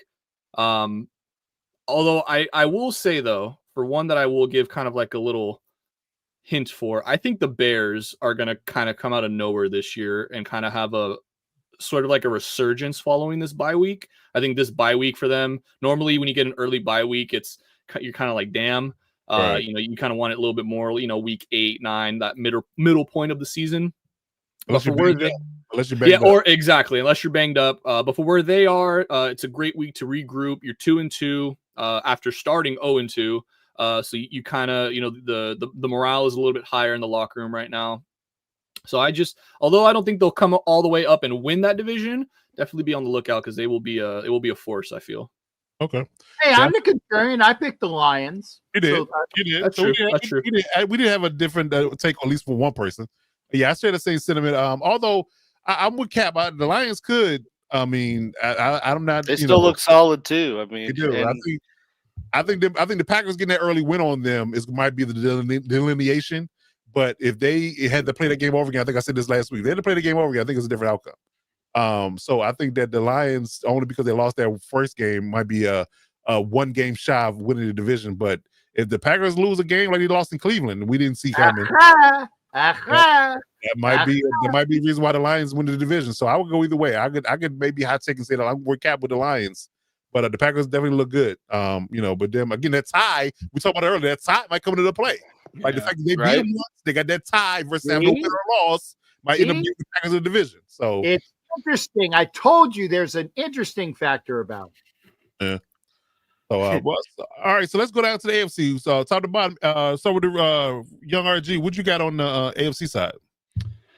Oh man, this is probably going to be the more exciting one. I think. I feel like there's going to be a lot more different answers than over on the NFC side. Yeah, we got to discuss the North and the South already. So just give you a clear pick. Yeah. On each one. So for the North, I'll go with the Steelers. I just think with those injuries to the Ravens and to Lamar especially, if they can't win. If they don't win this week against the Texans without Lamar, it's going to be a rough go of it for the rest of it. 1-4? You almost have to win this game. And then even worse than that, you're 1-4, and you're staring down the barrel of Lamar not even playing the next 2 weeks after that. Yeah. You're potentially looking at 1-6. Yeah. And at that point, what are you going to rattle off? 11 straight, 10 straight? That's not going to happen. I don't think that like we mentioned, that defense hasn't shown even when healthy that they can stop a nosebleed. So I think the Steelers are kind of like, I'm going to mention backdoor into that one. I'm going to take out back doors, man. Come on, man. Pause button. Okay. You know what? I that's fair. I walked into that one. Didn't walk into it backwards though. Come on, man. I like it. A backwards back door? Hey, yeah, that's just the front door then. Hey, that's an LGBTQZ RXP question. Okay, there you go. Whoa, I just got lost there. Anyways, I'm gonna take the Chargers to win the AFC West. Okay. I just think that it was a rough game against the Giants. I just think being 3-0 in the division already, barely a month in, that's a huge lead. I agree. And it would really just, again, it's going to need probably more injuries for this team to just completely fall off the face of the earth. But I like Harbaugh. I like where he's got this team. I like where he has the locker room right now. So I think they finally do come away with one. And then over onto the east side of it, pretty self-explanatory there. The Bills are going to steamroll that division. Agreed. Okay. All right, Mike, what you got on the AFC side? Bills, Jags, Steelers, and I'm gonna go Chiefs only because I worry about the injuries with the Chargers, specifically on that offensive line side of the ball. So I'm gonna go Chiefs. Okay. I like it. Coach, Captain Jack, actually, who you got on the AFC side? The Bills are gonna run away with the East. Although the Patriots, I think, are going to be a playoff team. Okay. I think they're going to be in the playoffs. The North, man, that's AFU. I don't have to explain that acronym, folks. It's very self-explanatory. As of right now, you got to take the Steelers because of the injuries with the Bengals and the Ravens, and the Browns just don't have a friggin' quarterback. The South, until he implodes, and I am willing to make my change on this later. I still got da da da da da da da, and it's not just because of him; it's because of their running game. Because their running game has always been something that's significant when they didn't have a quarterback. So I'll take Indiana Jones and the Colts. And for the AFC West, I'm not picking anybody because I can't effing stand everybody. How's that? Is that okay? That's fair. You can abstain. I abstain because I do not have. I bite my thumb at the AFC West. The words that would make me throw up would be, and if I was going to pick, it definitely wouldn't be the Garglers. So there. Okay. Wow. That was mature. Okay. All right. Whatever. Okay. That's fine. All right, AG, what you got over there? Yeah, East Bills for sure. Lock. Done deal there. For the North, I'm going to go Ravens. I mean, we've seen teams win their division at 8-8 or whatever That's borderline 500 record. It can happen, and I think that's the primo division to give us that type of scenario this year. So I'm going to go with the Ravens there. I'm going to go with the Colts in the South, and then in the West. Come on, guys! Like, we know who I'm picking here. Shocker. Chiefs, baby. He's picking We're the seeing Suns. vintage Mahomes in his prime. We're Big feeling surprise. good. He's picking the Suns. Fair enough. All right. So the Bills for the East. If I have to pick one for the North, I guess I have to pick the Ravens. I'm not sure about any of that. South will go ride with the Texans. Maybe a hot take, but ride with the Texans right now. Of course, I ride with the Chargers in the West. So yeah, those are my picks for the AFC side. So we'll see how things go. We'll keep reviewing this, and we'll probably do this maybe once a quarter. See how we feel about our takes after another 4 games. Love it. All right, so let's do games of the week before we get up out of here. So we got some good games on the docket this week. All home favorites, ironically enough. So we got the 49ers and the Rams to start the week off, I believe. Is that the Thursday night game? Yeah. It's Thursday night. Maybe no Purdy. Maybe no Purdy. Yeah. Probably not Purdy. The Rams are favorite at home by 4.5. So let's start with RG, our betting analyst. Tell me who you like in this game and from a spread perspective, and we'll go around the room. No, this is Rams all day, every day. Give me the points. Give me everything. Home team, better quarterback. I mean, there's an infinite list as to why this Rams team should win and dominate this game. However, it is a division game and it is a short week, so there is a lot of crazy shenanigans that could erupt from this game. But I'm going to take the Rams and I'm going to take the points. All right. Okay, there you go. AG, who you got in this game? Same. Rams points. I mean, Stafford, Puka are balling right now. I don't see that going away for this game. And 49ers, I think, are just too banged up. And I mean, especially if no Purdy, but even with Purdy, I mean, they're just so injury riddled. I don't see how they win. Got it. Okay. Captain Jack, who you got in this game? I got your Puka right here. Okay, that's all I'm going to say. Jesus. Self-explanatory. Okay. All right. Go with the Rams. All right. Coach McDowell, who you got? Going with the Rams. I said all along I thought the 49ers had one of those false 3-0 starts. Everybody's talking about them and all that stuff like that. I think they're starting to come back down to earth. I'll take the Rams and the points. I like it. Okay. All right. All right, Broncos. Rams? Yeah, I'm riding the Rams. Yeah. Hey, you know what my hot take was at the beginning of the season. So I said Bills. I gotta ride. We shoot you in for the Rams unless you say otherwise. There you go. Right. There you go. There you go. All right. So Broncos and the Eagles. The Eagles are favored by 5.5. What you got, RG? I'm going to take the Eagles with the points as well here. This is going to be an insanely low-scoring game, I feel like. It's just going to be two dominant defenses going back and forth at each other. The reason why I'm going to give the upper hand to the Eagles here and by 6 points, so I would have them winning by a touchdown here, is just because they have the better quarterback. They have the better weapons outside. They have the better O-line. And, if you count the defenses as a push, and you're going to just line up those two offenses against each other, give me the Eagles every day of the week. And they have the tush push, so yeah. So they have the tush and push. the fake tush push now. So yeah. Okay, so you got Eagles with 5.5. All right, AG, who you got in this game?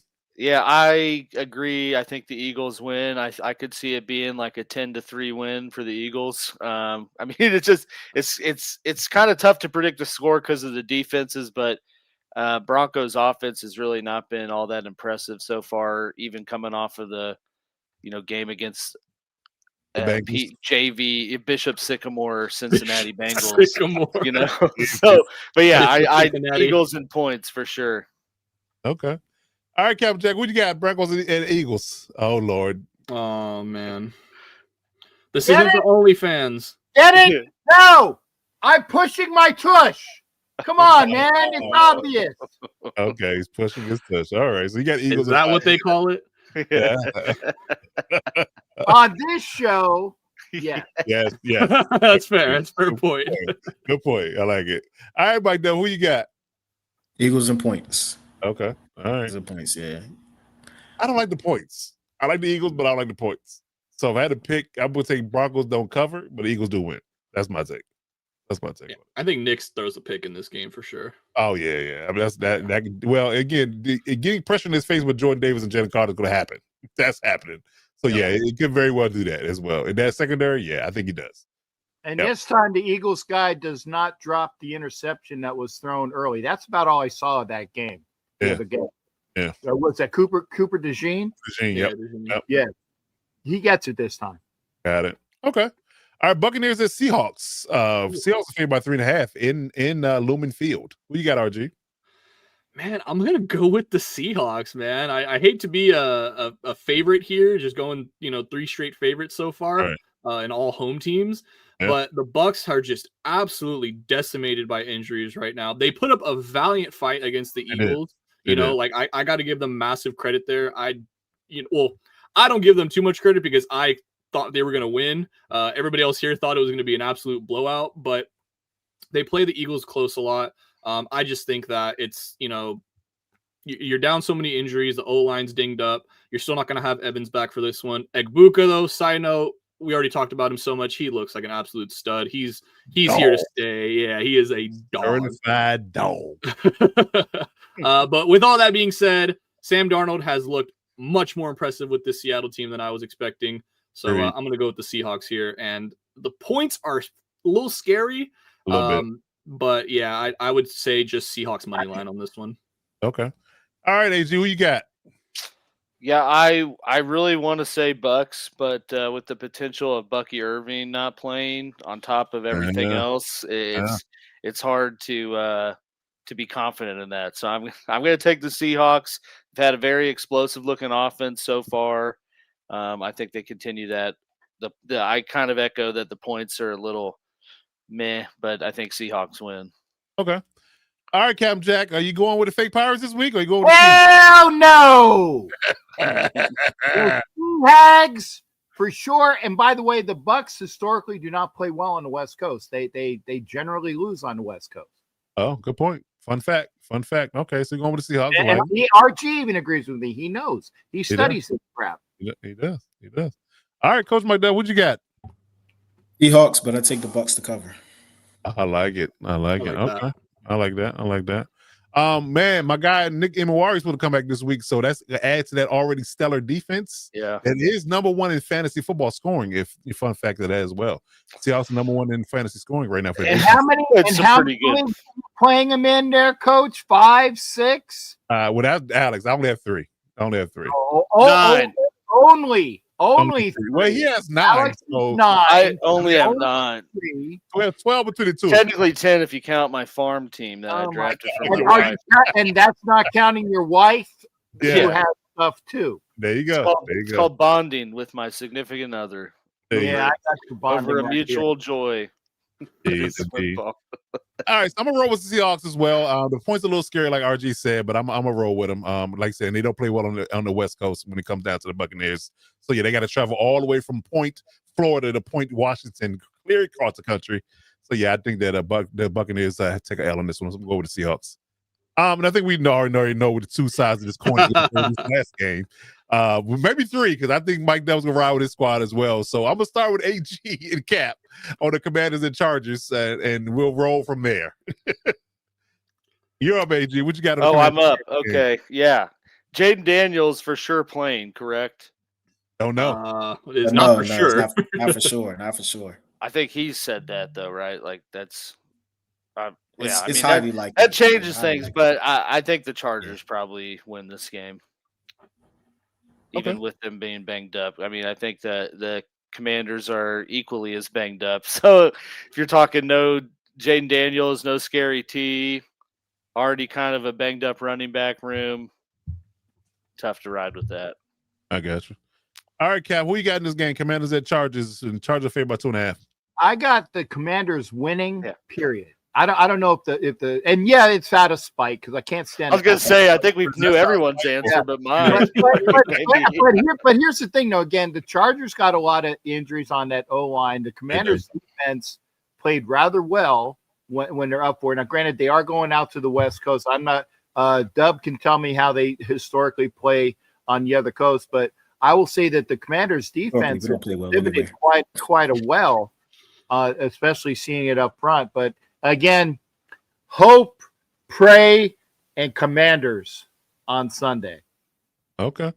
for All the right. win. I don't do points. I'm just saying. I got you. All right, Mike Dub. I'm assuming you're going with your squad, right? I am. So I mean, like I said, the Chargers are a tough team. The trenches, the injuries in the trenches. I heard something about Becton. I don't know. Is Becton playing? I'm not sure. He was in concussion protocol last week, so we're hoping that he'll be cleared to Yeah. go for this week. Okay, Kind of similar right. to Jaden, where there's a possible chance, but Yeah, Right. I mean that's what it's really going to come down to the trenches. And I like how Deron Payne is playing this year, like how our front Yeah. four is playing this year. So I think that could be a big difference. So I'm gonna go with the Commanders. Okay. This game does scare me with that internal D line Yep. because it does not bode well for what we've been doing in our interior O line. And now we have issues at tackle. I think RG answered Kenna, but Deculus and Pipkins going to likely be our tackles. So yeah. and you're hoping for Pipkins to be a I was tackle. gonna say, That's terrifying. yeah. If you got James on your offensive line, take the Commanders and run with it because he sucks. I guarantee you, he does not suck as much as Bradley Bozeman does this year. Yeah. I would actually take James in a heartbeat because Bradley Bozeman is the 35th ranked center, and there are 32 starting centers. I Right. understand that. Yeah. So he's pretty bad. Can't be, yeah, he's pretty bad. Yeah. Um, So it worries me, but I have faith in the coaching aspect of it. We're playing at home. If Jaden Daniels is banged up, if he does play, that's a. Actually, I actually want Jaden Daniels to play. I'm gonna say because Mariota and us playing backup quarterback is a bad omen right now. So not having clear delineation of what Mariota wants to do. I think that I would much rather face Jaden Daniels than the limited ability of him to run because he had a bad knee versus having to play Mariota, who's completely mobile. So mobile quarterbacks give us problems, and Mariota's unpredictable. So I'd rather much play Jaden Daniels at this point and live with that idea. But we'll see. But I'm gonna ride with my squad, but I think it's gonna be a tough game. Yeah, this is definitely going to be a tough game. Completely throwing away points in this one. If you were going to take points, take Commanders points.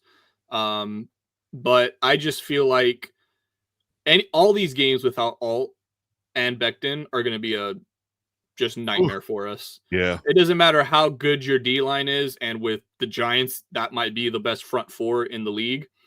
If you just have an above average D-line against this O-line, you're going to dominate. Herbert is being pressured more than 50% of the times, on 50% of the snaps all season long. That you're just never going to win games consistently like that. And to your point, Coach, I want Jaden to play because he's most likely still going to be a little bit hampered coming off that hamstring. Right. And Mariota is also mobile, and that's the one thing our defense is terrible against is the mobile QB, as you saw against Dart this past weekend. I do think we have a good chance to win it. The offense can produce points as long as we give Herbert a little bit of time, and the defense has been playing very well, barring last week against a rookie, first-time start. Right. But I feel like this game will be insanely close the entire way through. There's going to be really nobody pulling away here. Got it. I got it. Okay. Pulling away, pulling out, That's two different things. That's two different things now. Hey, Rivers is out of the league, all right? We don't got to talk about that no more. Right, exactly. Yeah. His pull-out game is terrible, but we'll talk about that another day. Dadgummit. All right, before we get out of here, we'll play a quick game. Go, do you believe? I got a couple of questions I got a question per person that I want to ask. I want to get you a quick take on it. So I'm gonna start with RG. Will Joe Burrow? I know you like this. Will Joe Burrow request a trade after the season? Ooh, will he request a trade? Man, I don't think he does because he doesn't necessarily have the power and the sense of this organization has been doing him dirty. They went out and paid a ton of money for your two wide receivers that you wanted to keep there. They did. What was that? What time? I caught myself. He caught myself. You're learning from the pro, man. I could do that too, and I'm very good at it. That was impressive. That was impressive, sir. That was good.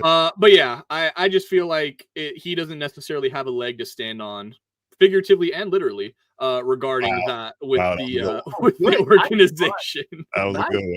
I like Thank you, that. thank you, thank you. I like it. I like So it. yeah, no, I don't think he does because people would just look at him like, you pretentious mother What? lover. Yeah. All right, Mike Dub, you're gonna like this one. Do you believe that the Eagles are the new Chiefs? And what I mean by that is saying that they are what the 2024 version of the Chiefs was going to the Super Bowl. They're winning close games. They're getting a lot of breaks. They're not dynamically, offensively, blowing people away and things of that nature. Do you think that the Eagles are the carbon copy of what the Chiefs were last year going into the 2025 Super Bowl season? I wouldn't say carbon copy. I still don't.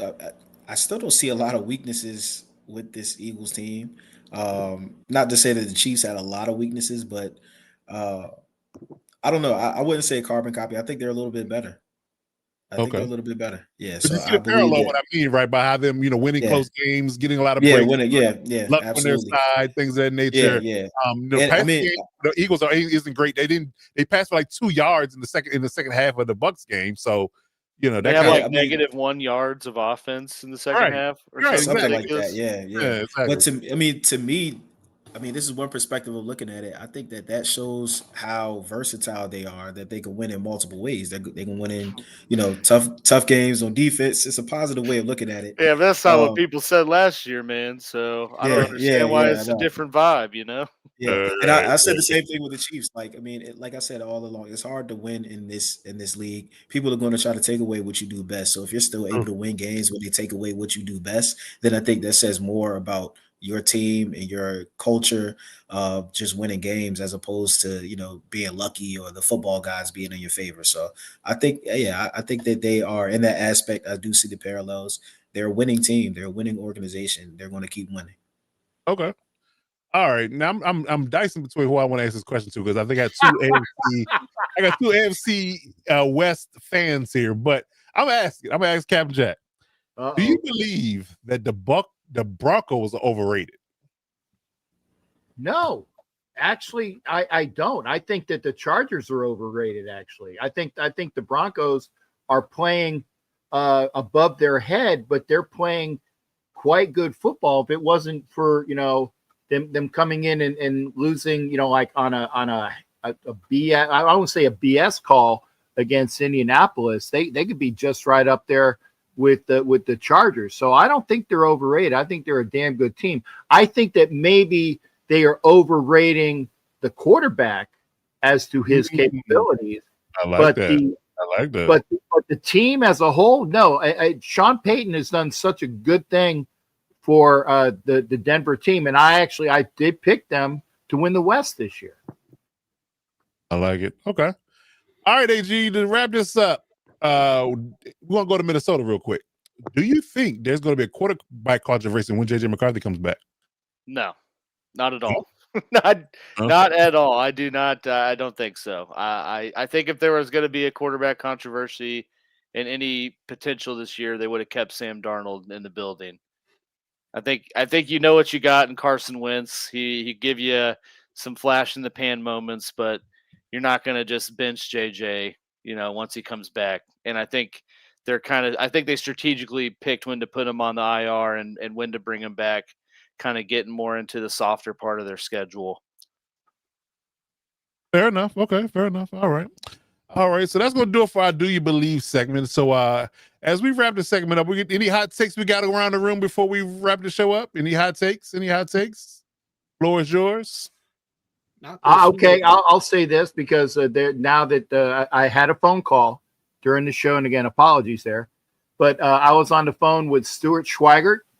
Oh, we know Stu. We know Stu. Yeah, the ex-Raider player, and Stuart is going to be, or I should say, I will be with Stuart. Stuart's not with me. I got to get the order correctly. I will be with Stuart Schweigert and Chiki Okafor. We're going to be hanging out around various events in Indianapolis, and Graphic Raider Docs will be with us as well. So if you're Raider fans going to Indianapolis this next week, and I didn't bounce his name because I didn't. It was nobody's effing business that I was going to be hanging out with Stu, and I didn't want anybody to jump on.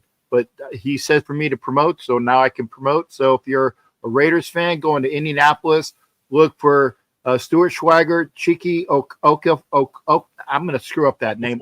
Okafor, yeah.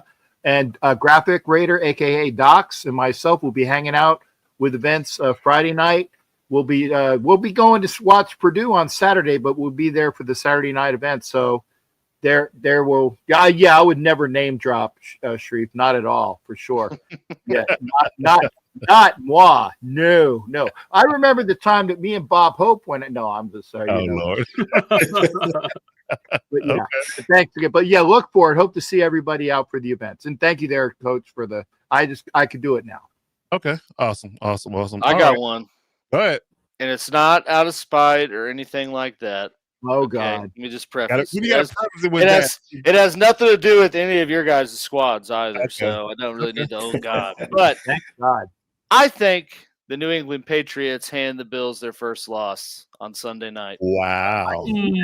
I take for sure. All right, then.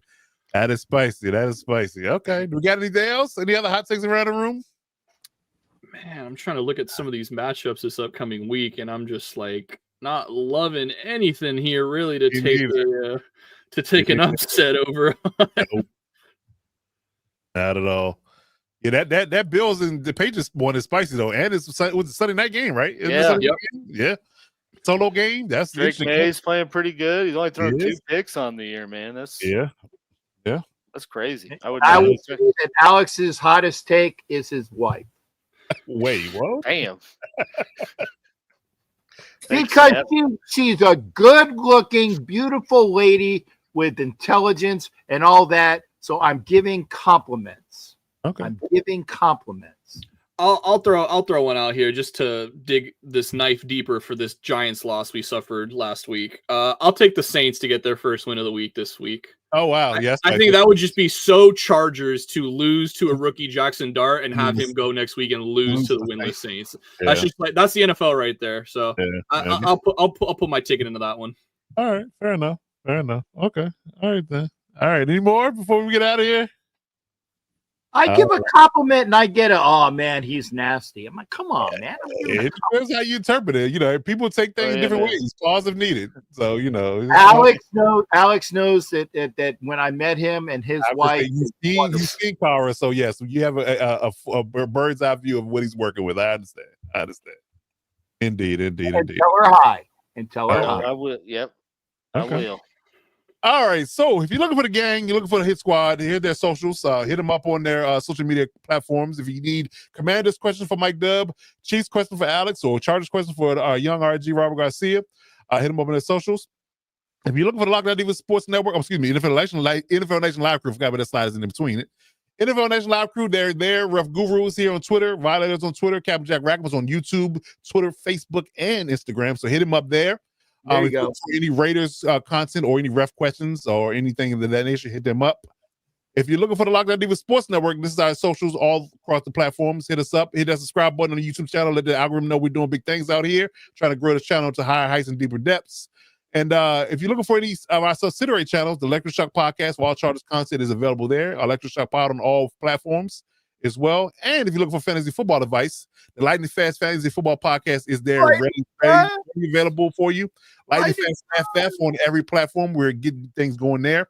Our live show is every Wednesday night, 9 p.m. Eastern Standard Time on our channel. So hit that subscribe button on that channel as well, so you can get that live show and get your fantasy football team right for Week 5. But that's going to do it for us, man. Gentlemen, do you have any parting word before we get up out of here? Yeah. Good luck to everyone's team out there, unless you're a Jaguars fan. Right. Or a Dolphins fan. And we'll have to come back and discuss with Mike Dub with how this Commanders Chargers game went, because it's definitely it's gonna be a good one. It's a house of fire this week. That's for sure. That's why I'm kind of glad the Chiefs play on Monday, so I can actually watch most of the games. You know, I like it. Okay.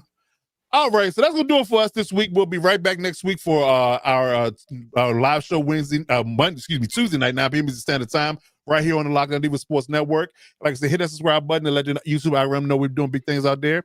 Check out our content throughout the week. We're doing our insider videos all week long. The Chiefs insider videos for previewing that game. Chargers videos will be out, as well as Commanders video will be out. And it should be good and interesting this week, because we're gonna get Mike Dub's take on his team, how they're gonna do against the Chargers, and we're gonna get RG's take on how Chargers gonna do against the Commanders. So it should be a good one. Should be a good one. So check that out.